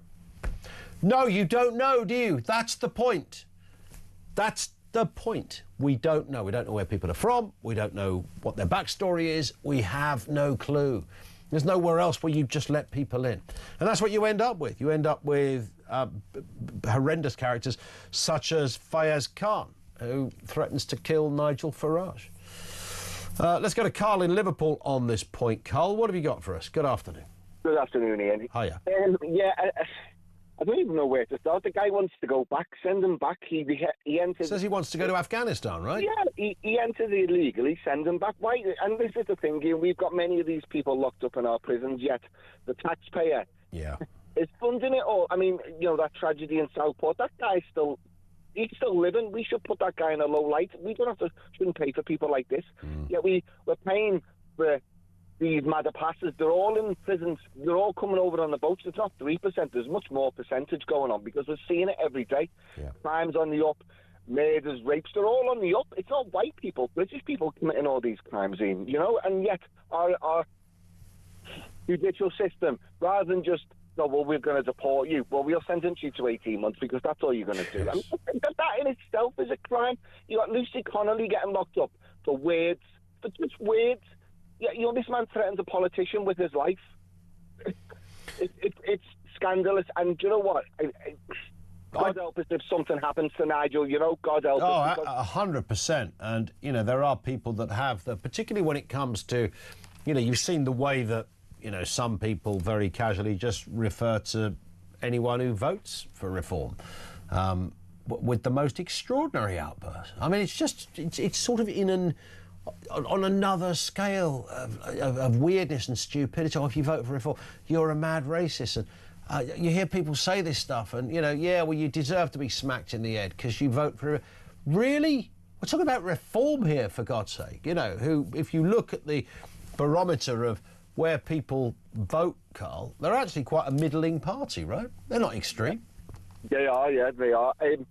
You know, we're watching people in the streets like this lunatic who's made up that new chant about the Zionists. And has he been nicked yet, this character? I don't know, but I've been looking on Twitter and stuff, but nothing. But again, Lucy Connolly, you know, this guy should have been swooped up on and dealt with because he's calling for death to people. Yes. Yeah. He's calling for death to people. I see these people, Ian. I see these people as feral morons. Yeah. Feral morons who have nothing better to do in their lives than to cause havoc and chaos and call everyone that I don't agree with racist or Zionist or whatever else. They should just stop these protests. It's done. It's over. Go and get a job, pay your wage, pay your mortgage, pay your bills, and sod off. Very simple. Very simple. Carl, great call. Thank you very much indeed for that. Steve in West Brom, there is no comparison between Hamas and the warlord that is Putin. Hamas will return in some form at some stage anyway. Unfortunately, there is no long-term appeasement to be had with Putin unless his forces are defeated or there is a coup or a revolution. Thank you, Steve. You make a really good point. I asked somebody recently, you know, is there a sort of an inner circle of Putin supporters? If you know, if he was taken out, to coin the phrase, could another kind of reforming kind of character emerge from Red Square? And I wish I could remember who it was we were talking to. He said, well, most of those that are around Putin are actually far more extreme than Putin, which gives you an idea of what a shower of shoddiness it is over there. And of course, to be an opposition politician is near on impossible without finding yourself in the gulag at some point. 0344 499 1000. This is Talk.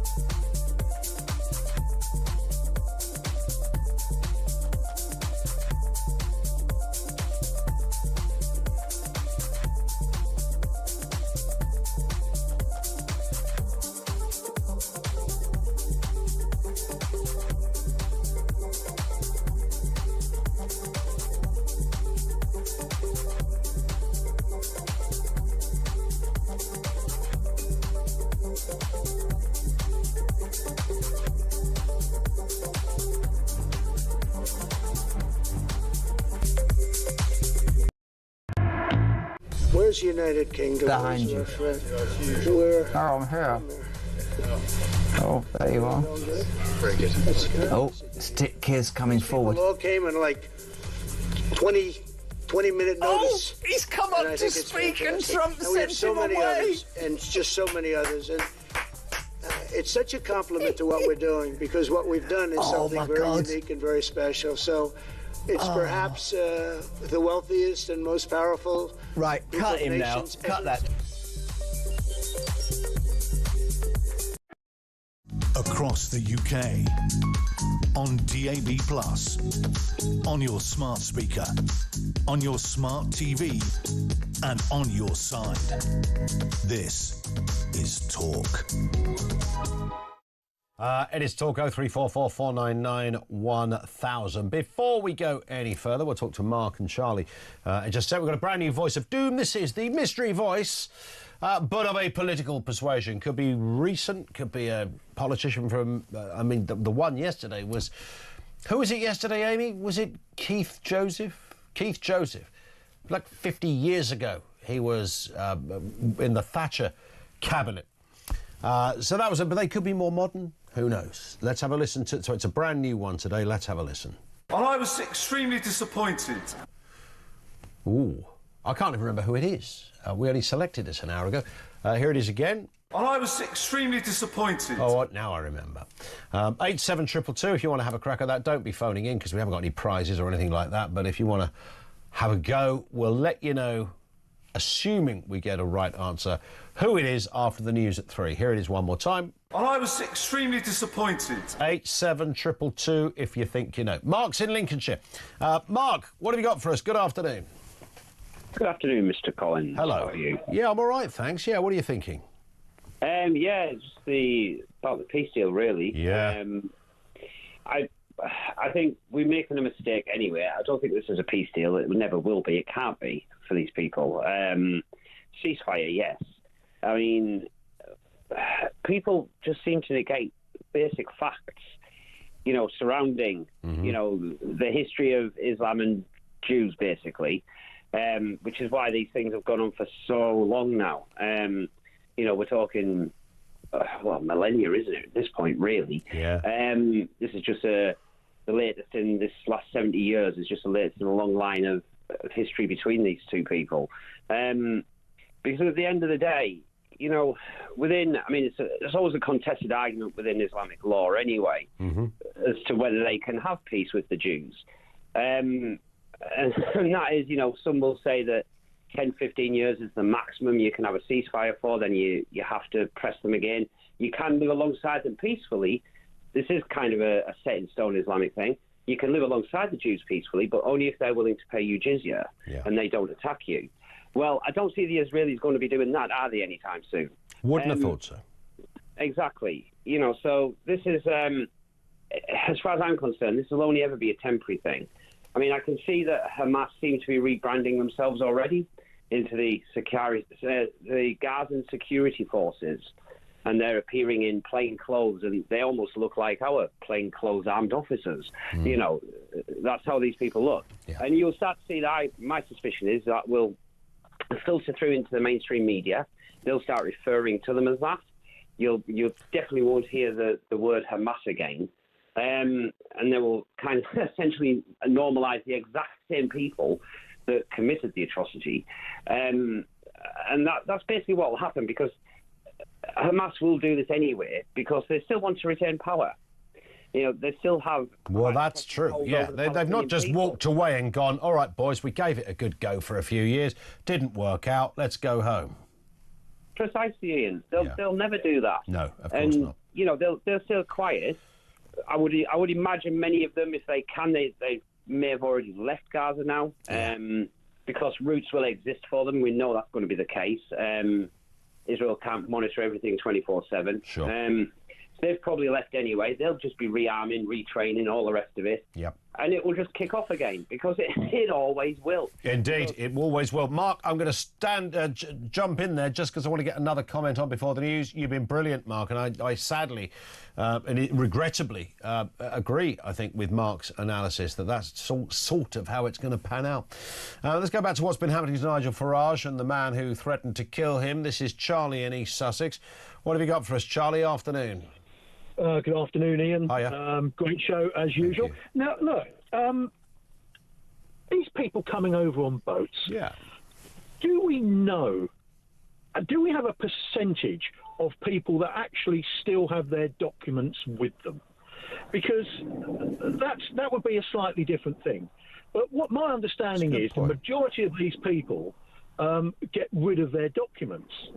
So somebody told me recently, I don't know if this is true, Charlie, somebody who was kind of half connected to Border Force said, you know, there was a couple of photographs a few years ago of people dropping passports in the Channel. And that doesn't really happen, because if you want to get rid of it, you get rid of it before you get on the boat. So you don't really need to drop it in the Channel and for a photo opportunity. So that might be true. But I've never known what percentage actually go, oh, because, you know, if I was from, I don't know, Eritrea and I was escaping some horrendous potential issue back home because I wouldn't do national service, I'd be waving my passport at Border Force over here. Well, exactly, and this is my point.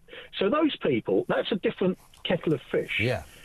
People that haven't got their identification for one reason or another, we can only assume, and you know, and I'm sorry to blanket everybody with this, but we can only assume they're up to no good, Ian, because the only reason to get rid of your identification is to pretend to be something that you're not. But what about the other point, Charlie? Because the argument that goes against that, when I've put that very point to, you know, interested parties, they go, hang on a second, you've just escaped a flipping war in Syria. Are you going to really run back home in the filing cabinet under your desk and get your passport? Yeah, no, I don't think... Look, I don't know how many people really come under that category. Look, you're always going to have your documents on you, Ian. You're always going to have your documents on you. It doesn't matter where you are, who you are, where you're from. You know, you've always got a bit of ID on you somewhere and somehow. Yeah. So I think that's a very, very spurious argument, to be honest with you. But, you know, it'd be interesting to find out what percentage of people actually do come over and say, look, I'm Joe Smith. And here's my documents, and you can see where I've come from. You can see why I need some safety and all the rest of it. And, you know, if someone's a genuine case, you know, you shake their hand and go, well, we'll do our best for you. No promises. But until you have that information, you're just shooting fish in a barrel, right? Listen, Charlie, thank you very much indeed for that. One from John in Blackpool, who says, it seems to me that you can use the ECHR as a scapegoat for crime.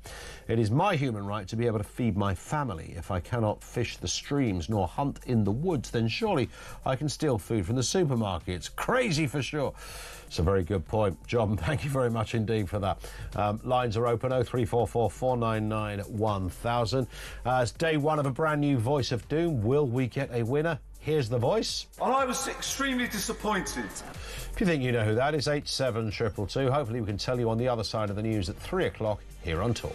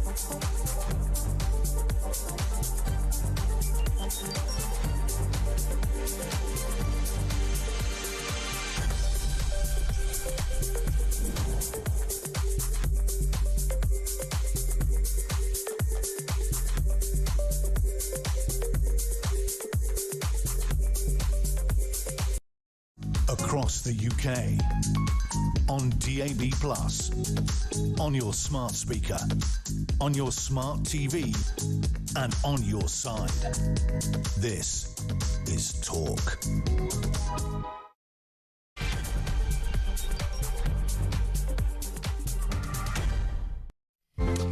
It is indeed the Afternoon Empire. It is the home of common sense. Welcome. We are talking Donald Trump, of course, on the back of that extraordinary moment in Israel and then Egypt yesterday. International praise all round for the American president. Can he do the double? Ukraine, of course, has always been in the sights for Donald Trump to broker peace. He's now talking about Tomahawk missiles being sent over to assist the Ukrainians to maybe get Putin around the table. Will it work? Can it work? Would you endorse it trying to work? Thoughts on that? Can Trump now make peace in Ukraine? Also this afternoon, as you've been hearing, a man called Fayaz Khan has been sentenced to 5 years after posting a TikTok video threatening to kill Nigel Farage. This is a man that entered the UK under a false name to hide 17 previous convictions from Sweden and told the court he wanted to return to Afghanistan. It's an all-round oddball. He's gone to jail. Was the sentence correct? And the UK is set to become the fastest growing advanced economy this year and the second fastest growing advanced economy this year and next year, according to the IMF, with 1.3% growth. It ain't brilliant, but apparently that's the prediction. However, it also faces the highest inflation in the G7. So this is an extraordinary one. Is it bittersweet? Energy and utility bills are responsible mostly for the surge, it seems. 0344 499 1000. This is from Mike in Norfolk. Sorry, I'll come to that in a second. It's on another subject. I'll come back to that in a moment. So let's get some views on where we're at in terms of our economic growth and our prowess and whether it is likely to do what most of us would like to see a country do, and that is, of course, to grow, baby, grow. So we're poised for growth, very strong growth set against the backdrop of the other G7 members, second to the United States. But we've got a big inflation issue as well. So, growth, brilliant. Okay, 1.3%. It's not, going to make any history books in that respect. But we've got an inflation issue as well to deal with.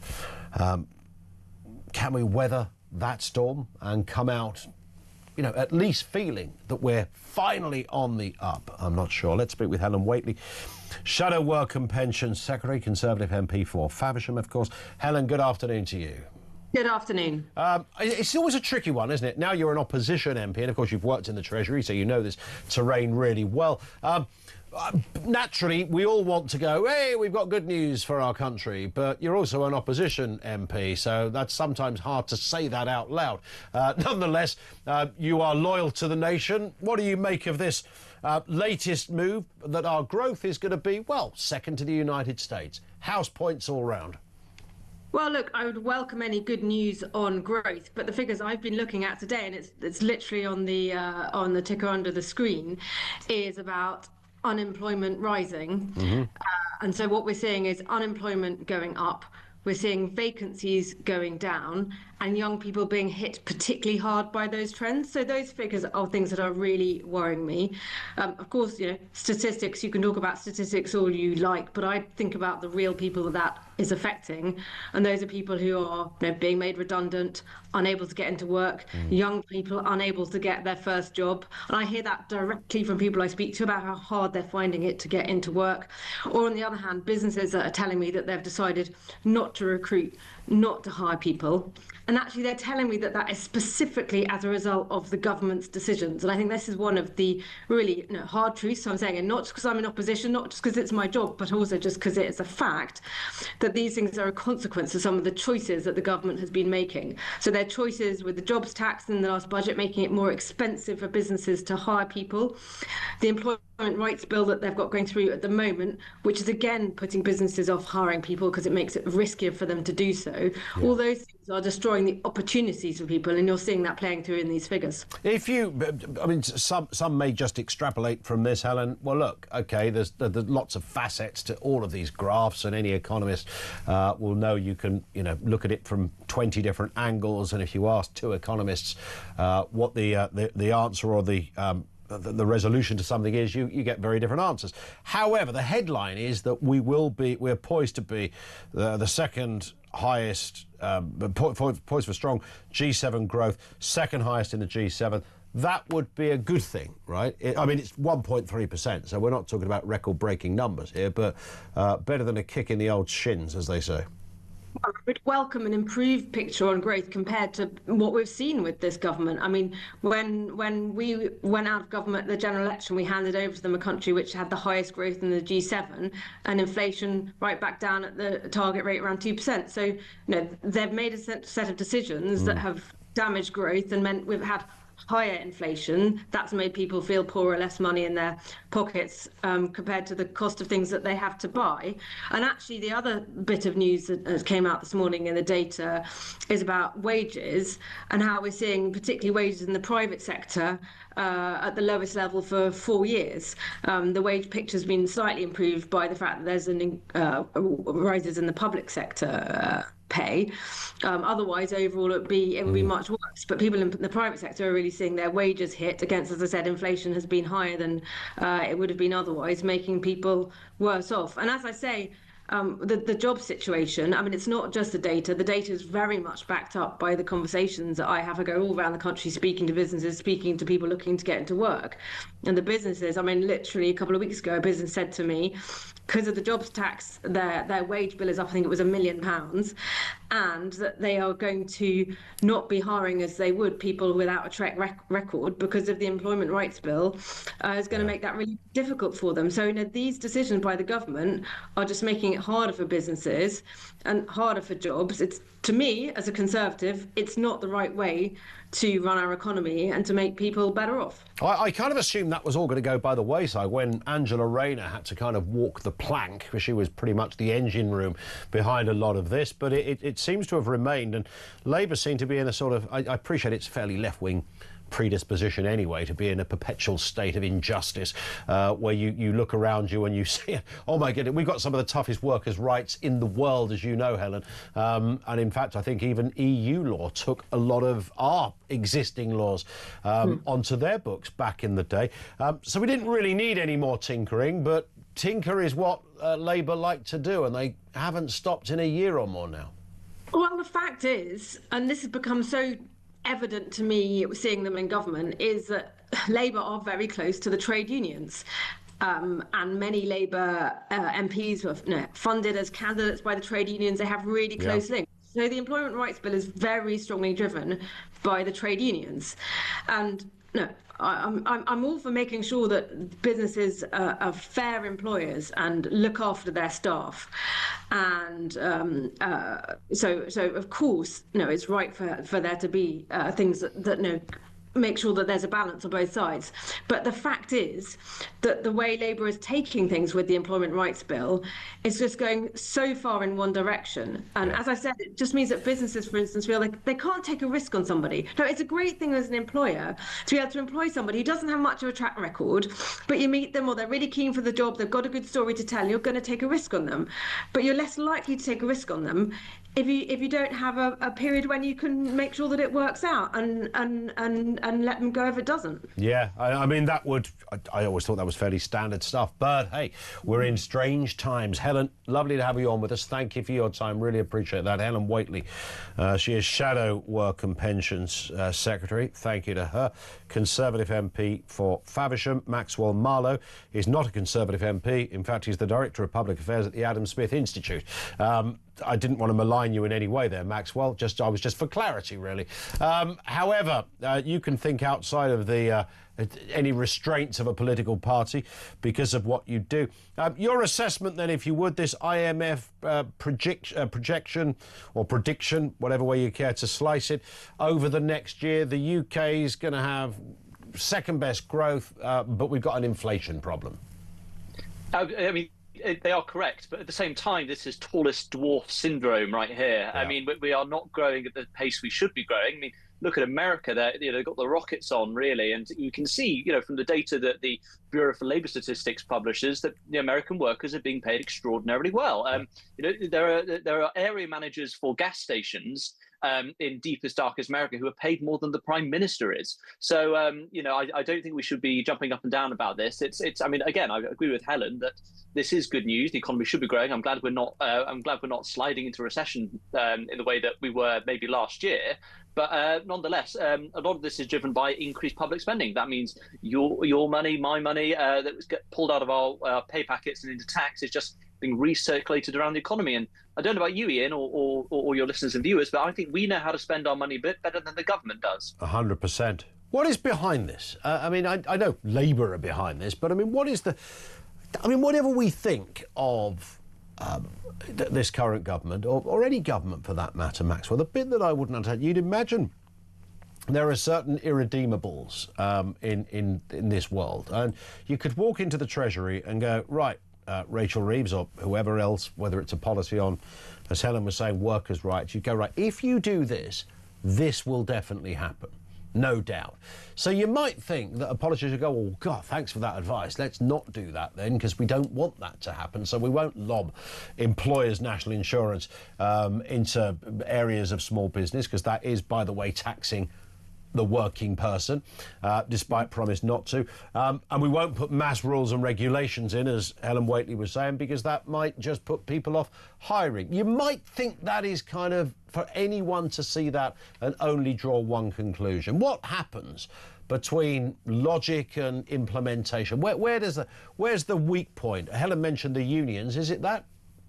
It's a bit of the unions, especially around workers' rights, and she's absolutely right to point out the new bill coming through the House of Parliament at the moment is a total farce and a disgrace, really. If we wanted to have a more flexible labour market, we should not be doing the things that that bill is pushing for, fundamentally. There's also the problem with the blob, fundamentally, which is that if you look at any of the big growth levers that we could be pulling, for example, building more houses, which is a really big boost to the economy. If you build 100,000 houses in a year, you boost GDP by 1%, which is really, really good.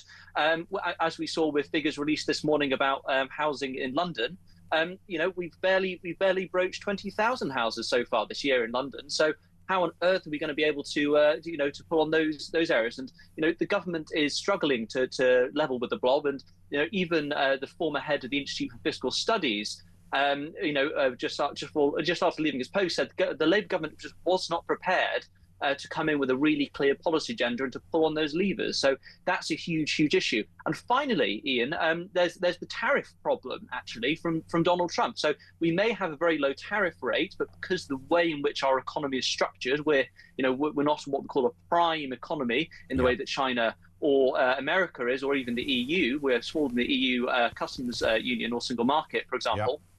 Because we're kind of nestled in between, we got all the push-through cost fundamentally from those tariffs that are levied on the EU or on China or on India. So those are really big issues. And unfortunately, we're just not big enough to be able to turn around to these other countries and go, excuse me, guys, do you mind just not passing those costs through to us? So that is a whole other area where it's pushing up inflation for businesses and for you and I. 100%. Where are we likely to be based on all of this, Maxwell, in I don't know, a couple of years' time?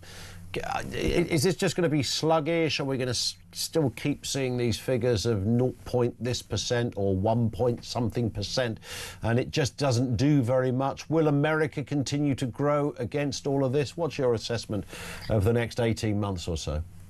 I think it all comes down to energy, fundamentally, Ian. So you can see from economies that really push for energy abundance, that's the Americans, that's the Middle East, that's the Chinese and the Indians, who are really gunning to bring the cost of electricity down. They tend to do really well. And unfortunately, we have an energy secretary who does not believe that at all. He wants us to just shift over to green energy, and that should fix everything else, green jobs and the like. So if we don't fix that energy situation, we are going to keep seeing those, those tallest dwarf statistics that are coming out. I mean, there are some really great bits of the British economy. The services sector, for example, absolutely brilliant. Biosciences, advanced manufacturing on the smaller bits of the really needly work that is very capital heavy, those are fine and those are really good. We lead the world in those areas. But for the more, crucial bits of the economy, that's the kind of primary industries, also farming, and also, out of London and the southeast, they're going to keep struggling really hard if we don't fix that energy situation. So unless Red Ed, or Ed Milliwatt as he's known, is able to, really unlock a lot of the energy we see in nuclear, also the North Sea, we're going to really struggle to get those numbers back up and going. Yeah, I sense you will be right. And we didn't get even down to talking about the state pension rising by more than expected. We'll save that for the next time. Maxwell, great to have you on as ever. Maxwell Marlowe is Director of Public Affairs at the Adam Smith Institute. This comes from Marco in Sunderland. Are we meant to believe the same IMF who downplayed our economy because they didn't like we voted for Brexit? That IMF... Kind regards, says Marco. Yeah, I think you might be absolutely right on that point. And this one comes in from Mike in Norfolk. Our country is becoming a bit of a dumping ground for third world's undesirables. I fear we will witness a major catastrophe if this policy is not changed, says Mike. And one in from me who says, great show. It seems to me that you can use the ECHR as a scapegoat for crime. It is my human right to be able to feed my family. If I cannot fish the streams nor hunt in the woods, then surely I can steal from the supermarket. I think I might have read that already. I always do this once a show, don't I? I always do a repeat text, and I get about 3/4 of the way through before I remember. Always happy to read that sort of thing again, though. 0344 499 1000. Voice of Doom. So, have we got a winner? It was a brand new voice. This is the voice we played you before the news. And I was extremely disappointed. Who's that then? These were some of the guesses we had. Clive Lewis, no. Jonathan Gullis, it is not. Spencer Percival, no. Lord Hayne, Andy Burnham, Jonathan Reynolds, all no. We got a Sam Tarry in there. They gave us Tom Tugendhat, no. None of these are right. Dan Jarvis, though, also incorrect. We haven't got a winner. Can we hear it again, Amy? And I was extremely disappointed. So that rolls over to tomorrow. We thought actually this one might be a little simpler. But there it is. Back tomorrow for day 2. Our lines are open. This is Talk.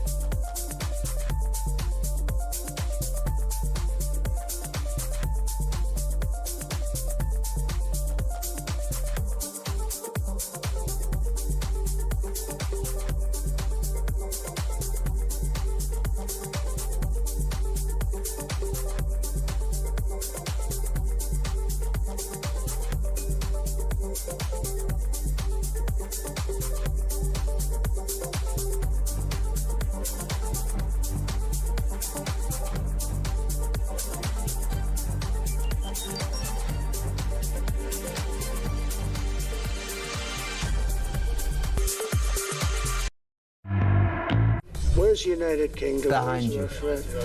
Where? Oh, I'm here. Oh, there you are. Very good. Oh, stick kids coming forward. People all came in like 20-minute notice. Oh, he's come up to speak and Trump sent him away. Others, and just so many others. And it's such a compliment to what we're doing, because what we've done is something very unique and very special. So it's perhaps the wealthiest and most powerful. Right, cut him now. Cut that. Across the UK, on DAB+, on your smart speaker, on your smart TV, and on your side. This is Talk.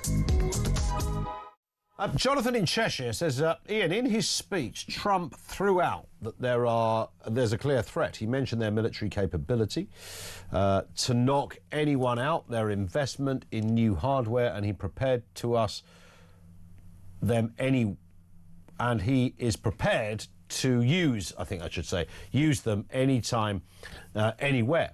There's your statement of power. I'd suggest this got the deal over the line. Trump has stepped up his global authority to a level where he will show strength and power. And that is brilliant. What is really weird, if you think about it, and I think about this a lot with elections, when you see the candidates and you go, right, out of an entire population, we only had these three. Really? And with Trump, I mean, is literally the only person in the world that can solve the problems of the Middle East? I mean, there would be others, but I mean, Biden could not have done that.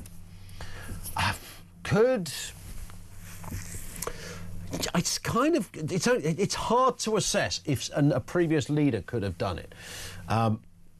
It takes a bombastic kind of approach, a absolute razor-focused, almost irrational, and that's not even a criticism.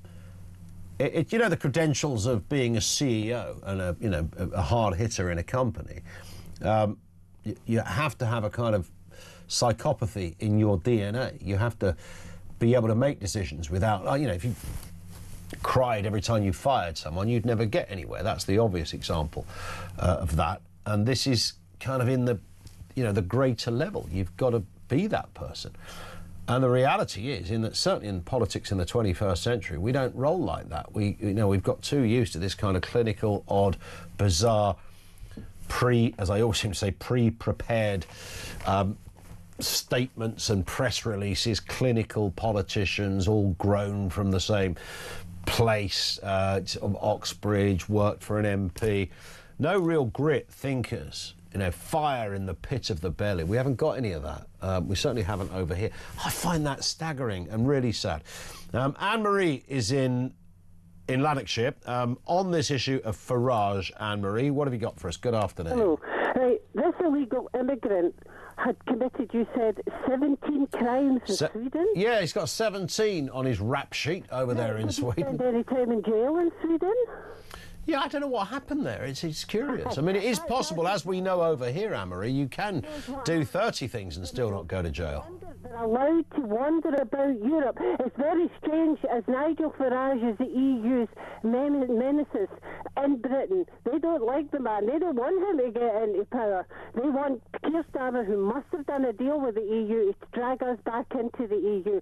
But this illegal immigrant was allowed to wander around Europe, as very many criminals do. I think that it's Europe that's the problem with these illegal immigrants. It's not the people that are dying, are coming over here in boats. It's the EU that's pushing them over here, and the EU's allowing them. Remember, it was Merkel that brought them into Germany. She didn't bring them into the whole of Europe, and the European Commission, behind closed doors, demanded that all these countries take them in. Otherwise, they get fined money. Now, Hungary, who refuses to take in and dilute their people, they're getting charged £1 million a day because they will not conform to these people in an ivory tower that flexes all around like pieces of shit on a boat. Well, yeah, we can't say that word, can we? Sorry, my apologies. All right, no, good apology as well. Listen, no, I get you, Anne-Marie. You're absolutely bang on. And there is this, we're sort of living, and I know I say this often, an upside-down, topsy-turvy world, which makes it sort of sound a little bit funny, but there's really nothing funny about some of the stuff going on. Anne-Marie, thank you for that. This one comes from Paul in Southend. The clocks are going back soon. I'm turning mine back to 1942, when my country had some backbone and commanded some respect.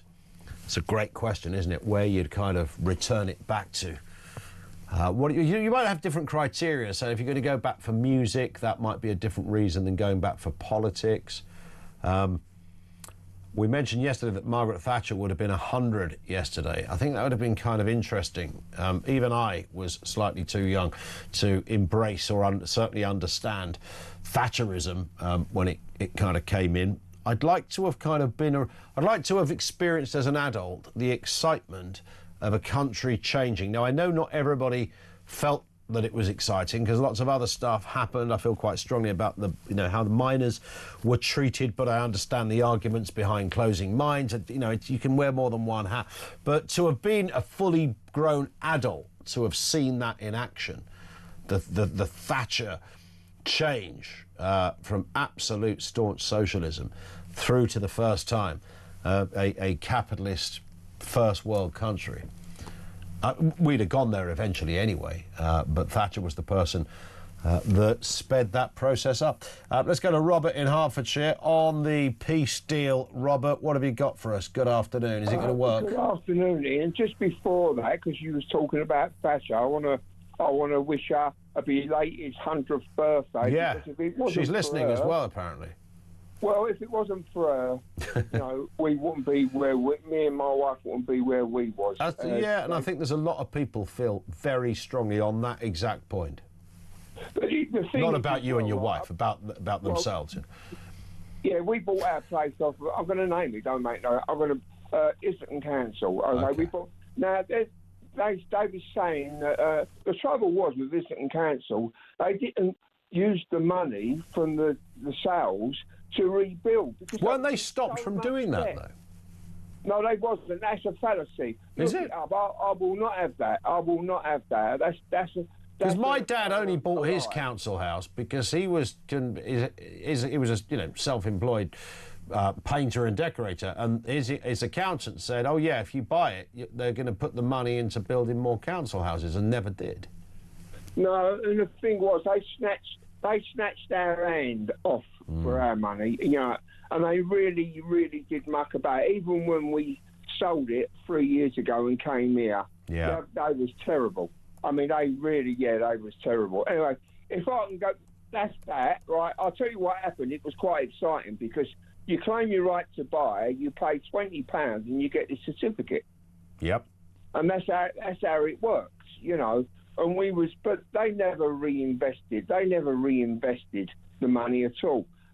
Listen, I don't want to sound homophobic, but Islington Council was one of the very first councils to have gay marriages. They was the high, which is quite right, but they wasted all their money on gay youth clubs and this.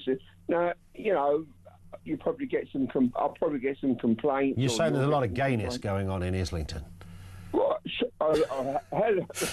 Yeah. I mean, they might have been the first to facilitate gay marriage, but of course it wasn't legislated council by council. Maybe they just didn't have the people queuing up to get married. I don't know. He was a Labour MP, quite a nice guy, as it happens. Who was that? Sorry? First person. Who was that? To come out as a gay politician. That was Chris Smith, wasn't it? Sorry? Was it Chris Smith you're talking about? Chris Smith, yeah, nice fella. Sorry. Yes, nice. Indeed, yes, a really top fella. Is he in the House of Lords? I think he might be. Listen, Robert, I've got to move. Thank you very much indeed for that. That's Robert in Hertfordshire. I don't know about the Islington story. Was Islington gayer than anywhere? Sounds so bizarre now, doesn't it? Doesn't the kind of conversation that would have been quite, wow, you're talking about gay councils and their decision. I do know that it was going to be called Gayslington at one point. And Finn, the producer's looking at me going, no, really? I'm not kidding you. It was so gay in Islington, they were going to change the name. I'm picking, for those who just tuned in and thought, what's he going on about? Just picking on the back of what Robert was saying. He was talking about council initiatives and felt that they played to, I suppose, you know, what we call now the diversity thing. I don't know, before my time. But listen, thank you, Robert, indeed, for that. 0344 499 1000. This is Talk.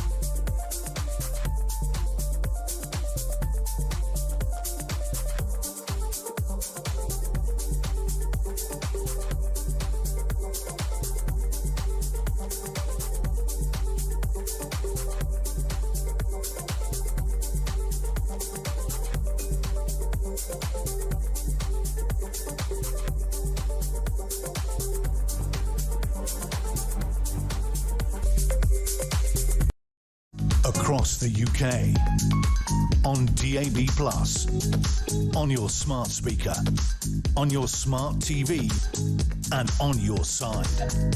This is Talk. It is Talk 0344 499 1000.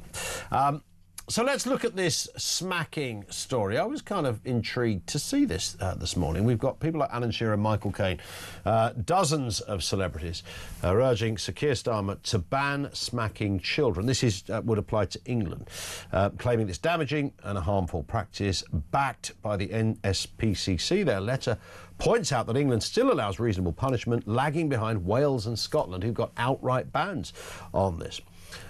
Let's speak to Simon Calvert, who's a spokesperson for Be Reasonable. So Be Reasonable, you're against the idea of banning smacking. I know that much, Simon. As Be Reasonable, is that like your full-time thing? No. I was going to say, that would be to walk around all day talking about this. It would be a thing, wouldn't it? Yeah. Okay. No. Here comes Calvert again with his smacking stories. I know, I do kind of get that. But no. It's, it's a serious issue. I mean, I like Michael Caine. He was great in The Italian Job, but it doesn't mean he's a great legislator. And I think that this idea that you're going to criminalise, because that's what it would involve, criminalise parents for the kind of mild sort of tap on the back of the hand that most of us experienced as kids. I mean, in fact, I would want to reassure Alan Shearer and Michael Caine, because their letter talks about, children being harmed. Well, thankfully, quite rightly, harming children is already illegal. Yeah. And so the change that NSPCC are talking about would take the kind of literally reasonable, ordinary parental interactions and put them in the ambit of the criminal law. When they were talking about this in Wales years ago, when they were against it, back when they were against it, the minister explained that even a parent trying to kind of wrestle an uncooperative toddler into a car seat or something could be guilty of assault if you don't have this reasonable chastisement defence. So that's all we're talking about. It's protecting ordinary, everyday interactions between parents and their kids, the tap on the hand or whatever. And that's a really good point about the, the car seat, because having put two kids in car seats for the usual period of time, I mean, that isn't the work of a moment. In fact, you should get an award for just being able to put a car seat together, frankly, let alone stick a kid in it as well. So yes, there are points when they're kicking off and it's all trying to get their hands in there. Somebody could look at that and go, well, that looks a little bit uncomfortable. Ring the police and say, I think there's a man who's using overt force on his own child. Yes, because children are more protected in law than adults, quite rightly. Yeah. So that's why you need the reasonable chastisement defence to stop those parents being wrongly accused. And I'll tell you how it works out in practice, because they have changed the law in Wales. And here's some figures for you. A couple of years ago, over the course of a year, 2,800 referrals to social services. Because of the change in the law, 2,800 referrals to social services. 1,000 of those turned into investigations, and 125 of those were referred for prosecution and then into a diversion scheme. And at the last minute, when they were changing the law, the Welsh Government agreed that there'd be a non-prosecution policy. But that's 125 parents a year in Wales that would have been prosecuted. You gross that out for England, that's 2,500 parents a year being prosecuted for that. That doesn't do the kids any good, the family, and those police and social workers are wasting all that time on those families. And you'd end up with a criminal record, and one that I would, when you read it on paper, looks pretty unsavoury if somebody's doing a check on You're a child abuser. You're a child abuser, yeah. And it's, it's reasonable chastisement of your own kid. It is a tricky line, isn't it? In an ideal world, of course, nobody would have to chastise anyone because everybody would listen. But, anyone who's got kids know, and I think this is an official statistic, it certainly is for mine, they are 45% monkey. So, that means that you have challenges along the way. There's a simian component to them. I think there's no doubt about it. Trying to chase them, get them to bed. Most of it, it's fun. You have a giggle with that kind of stuff, whether it's playing football, whether in the garden, whatever it happens to be. But, there are times when kids push it, and there are times when they push it dangerously. Yeah, and these are kids that you love and kids that you're doing your best for. Yeah. And the idea that you would be accused of child abuse, that you would be put in that category, I think it does a grave injustice to victims of real child abuse to confuse it with smacking. Yep. And it does a grave injustice to good parents to make them out to be abusers when they're not. So the current law is clear, and it needs to stay as it is. Yeah. What about shouting? And I only mention this because some people would say that shouting can be more terrifying than a smack. Look, how many people would say, I can't remember, my parents smacked me as a kid, I have no memory of them ever smacking me as a kid, but I do remember that thing that my dad or my mum said to me. Those words live with them in a way that, a tap on the back of the hand never would. That's a good point. And so, I mean, I think that there's all sorts of things that we could learn as parents about how to parent, and I think all sorts of, we definitely want to be kind of growing as people in how to better bring up our kids. Sure. And we don't want to leave those kind of marks that words can leave. That's a good discussion. But wasting our time talking about criminalising decent parents for tap on the back of the hand, tap on the back of the legs, I just think it's a terrible distraction. Well, listen, Simon, great to see you. Thank you for coming with us. Good luck with this campaign and everybody else that's involved in it. Simon Calvert is from the organisation Be Reasonable. Thank you to him. We'll take your calls and comments on this as well.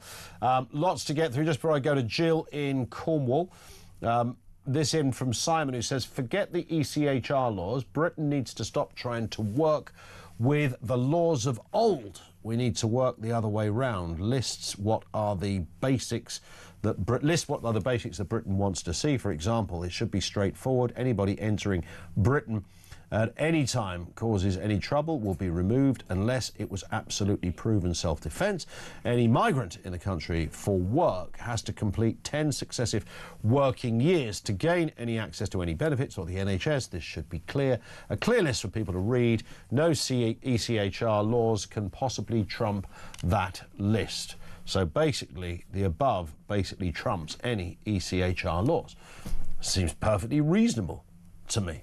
perfectly reasonable, and that's all we're looking for. Jill is in Cornwall on things that are perfectly reasonable. Jill, what are your thoughts? Good afternoon.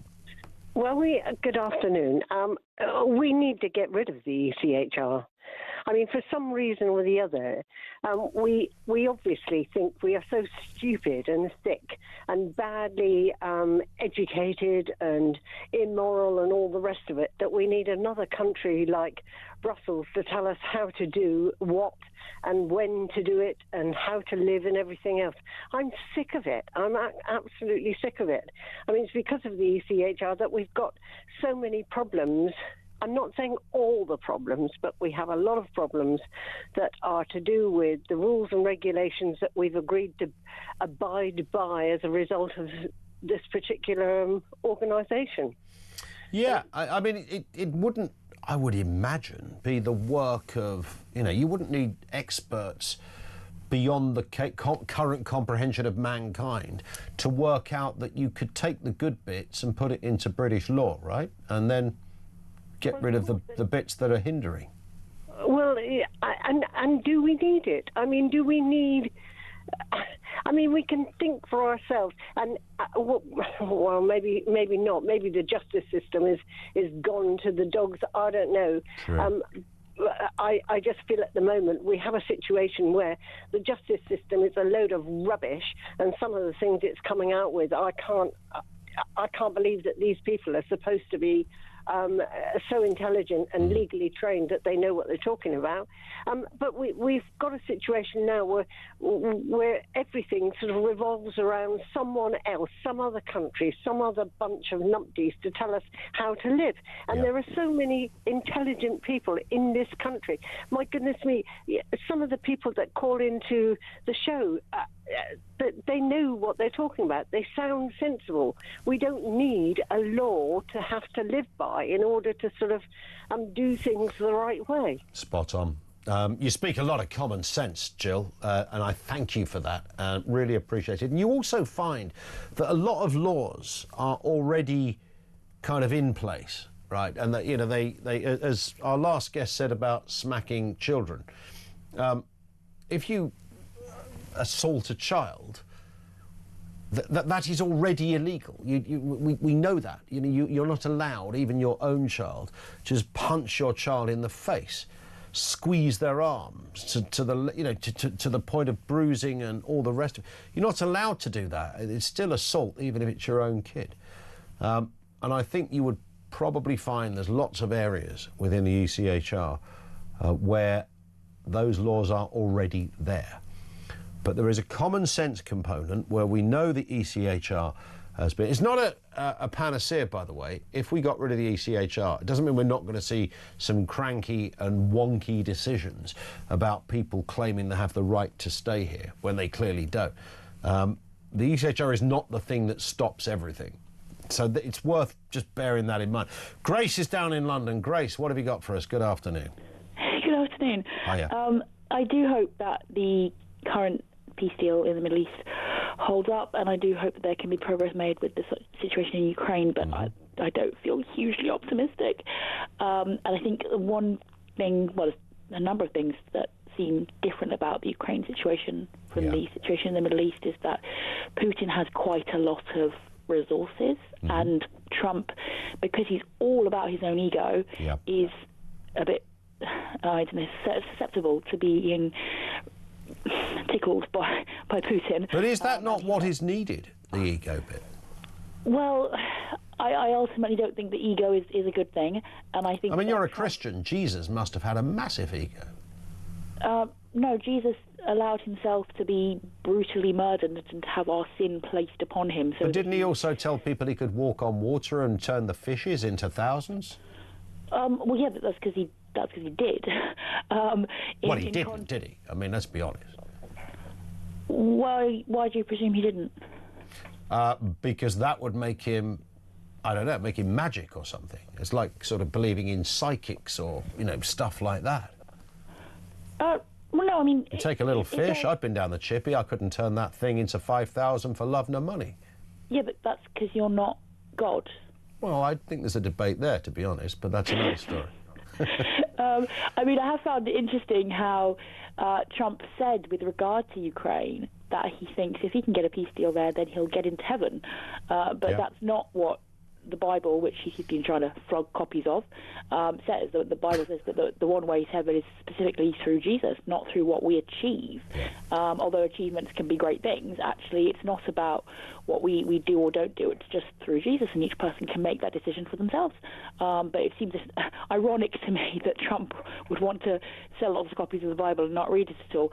I think him having an ego is a problem. I mean, one thing that the Bible says is that pride comes before a fall, and I do wonder to what extent Trump ultimately won't be successful in the way that he's hoping to. I'm worried about how this thing in the Middle East will hold up, and I think that his pride in himself is not a good thing long term for keeping things peaceful in the world, because we need leaders who actually care about human beings, whereas Trump just wants to win prizes and also to get minerals out of Ukraine. The way that he has demanded a huge amount of wealth from Ukraine suggests to me he's not massively concerned about the human beings who are suffering there, which is frustrating to me. He's just exploitative. Well, I mean, perhaps he would argue that it's not his role to be emotionally engaged in these things, and that's been the problems in the past. The people start at the minute you employ, it's why courtrooms,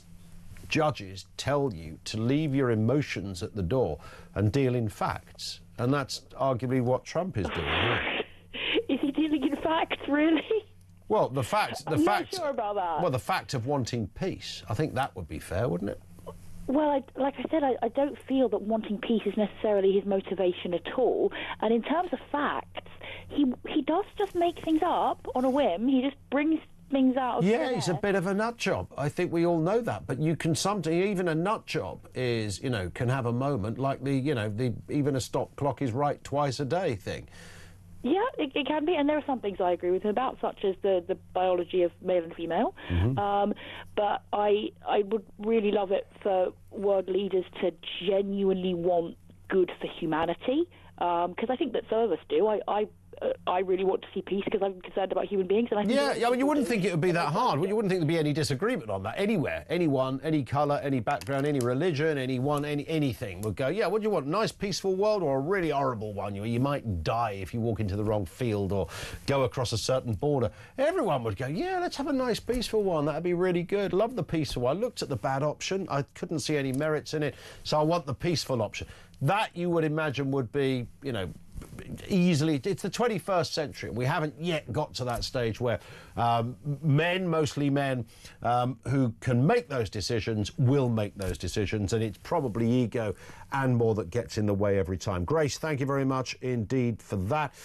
It's interesting how technically on paper all this stuff is actually easy. That war you're having, can you stop doing it? Yeah, okay. Oh wow, that was good, wasn't it? Did you see how that worked? That was brilliant. We asked for the war to stop. You stopped it. These people are amazing. But it doesn't work like that, because everyone goes, but they also did this. Like we stopped it. We stopped our bit. And then they went, no. So we started it again. And that's how it goes in slightly more sinister, serious fashion. 0344 499 1000. This is Talk.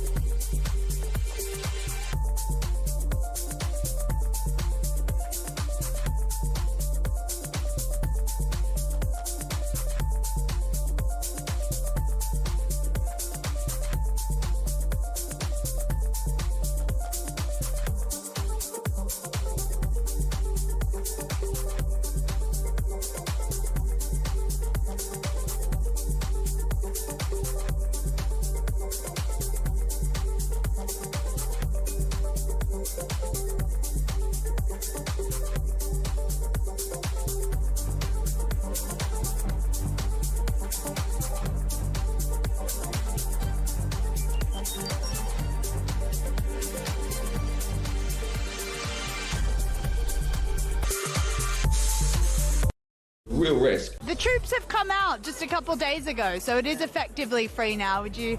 Yeah, it is, but obviously the original whole land, even where Israel is now, that was all Palestine's land anyways, so you want the land back. Right, okay, so where are those Jews going to go? Where they came from. They went to Palestine. There was somewhere else before. Where were they? On the history. I'm not too educated on the history. So you're happy for the Jews to be removed from Israel? Very happy for that to happen. Okay, and how would you want that to happen? God knows, innit? I don't really know.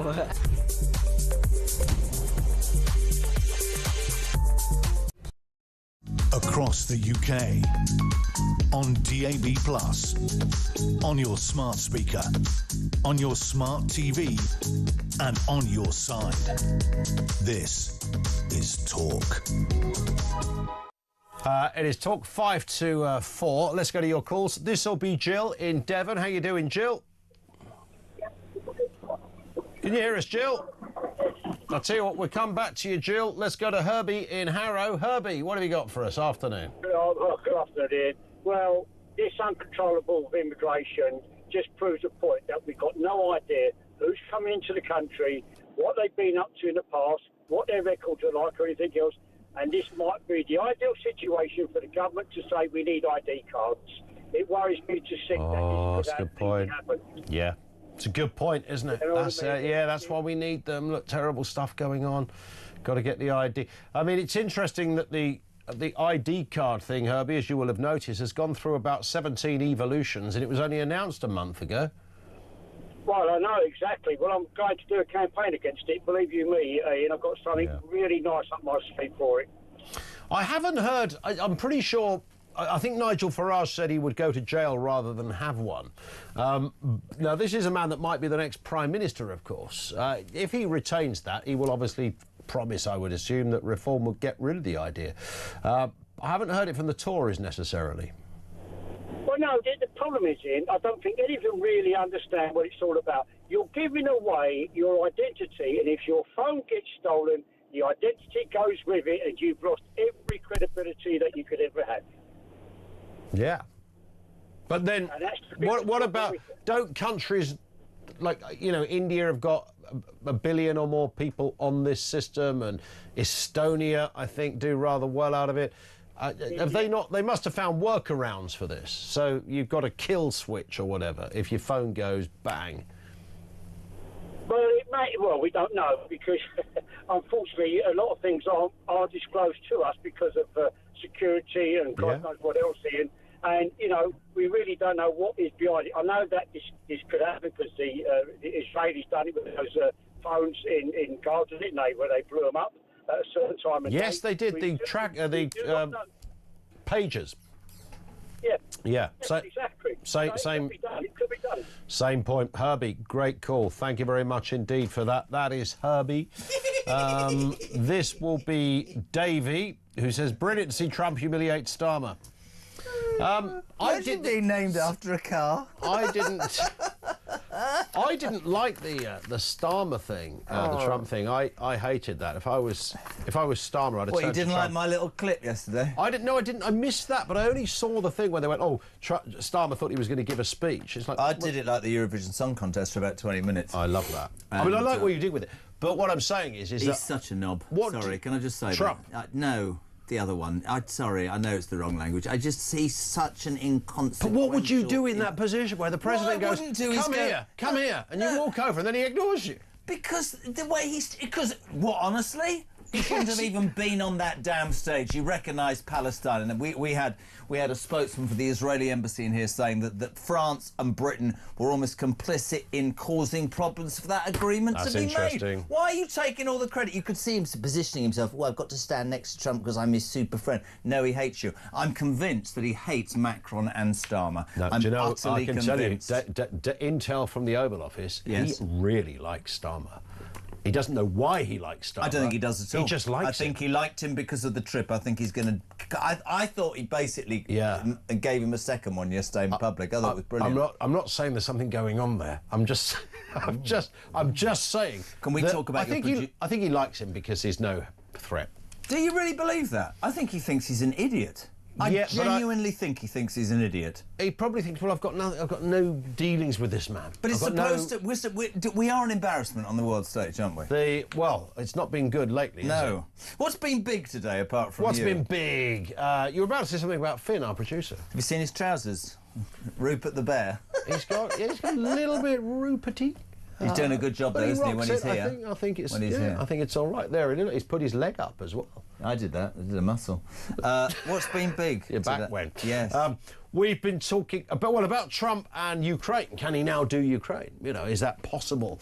That it's that Sell it to me, mate. I'm so sick of that it's in the bag. Yeah, and it's unconventional. We're going to do slightly differently. I don't know if you've heard the news. Migrants will need to speak and understand English to an A-level standard to work in Britain. This is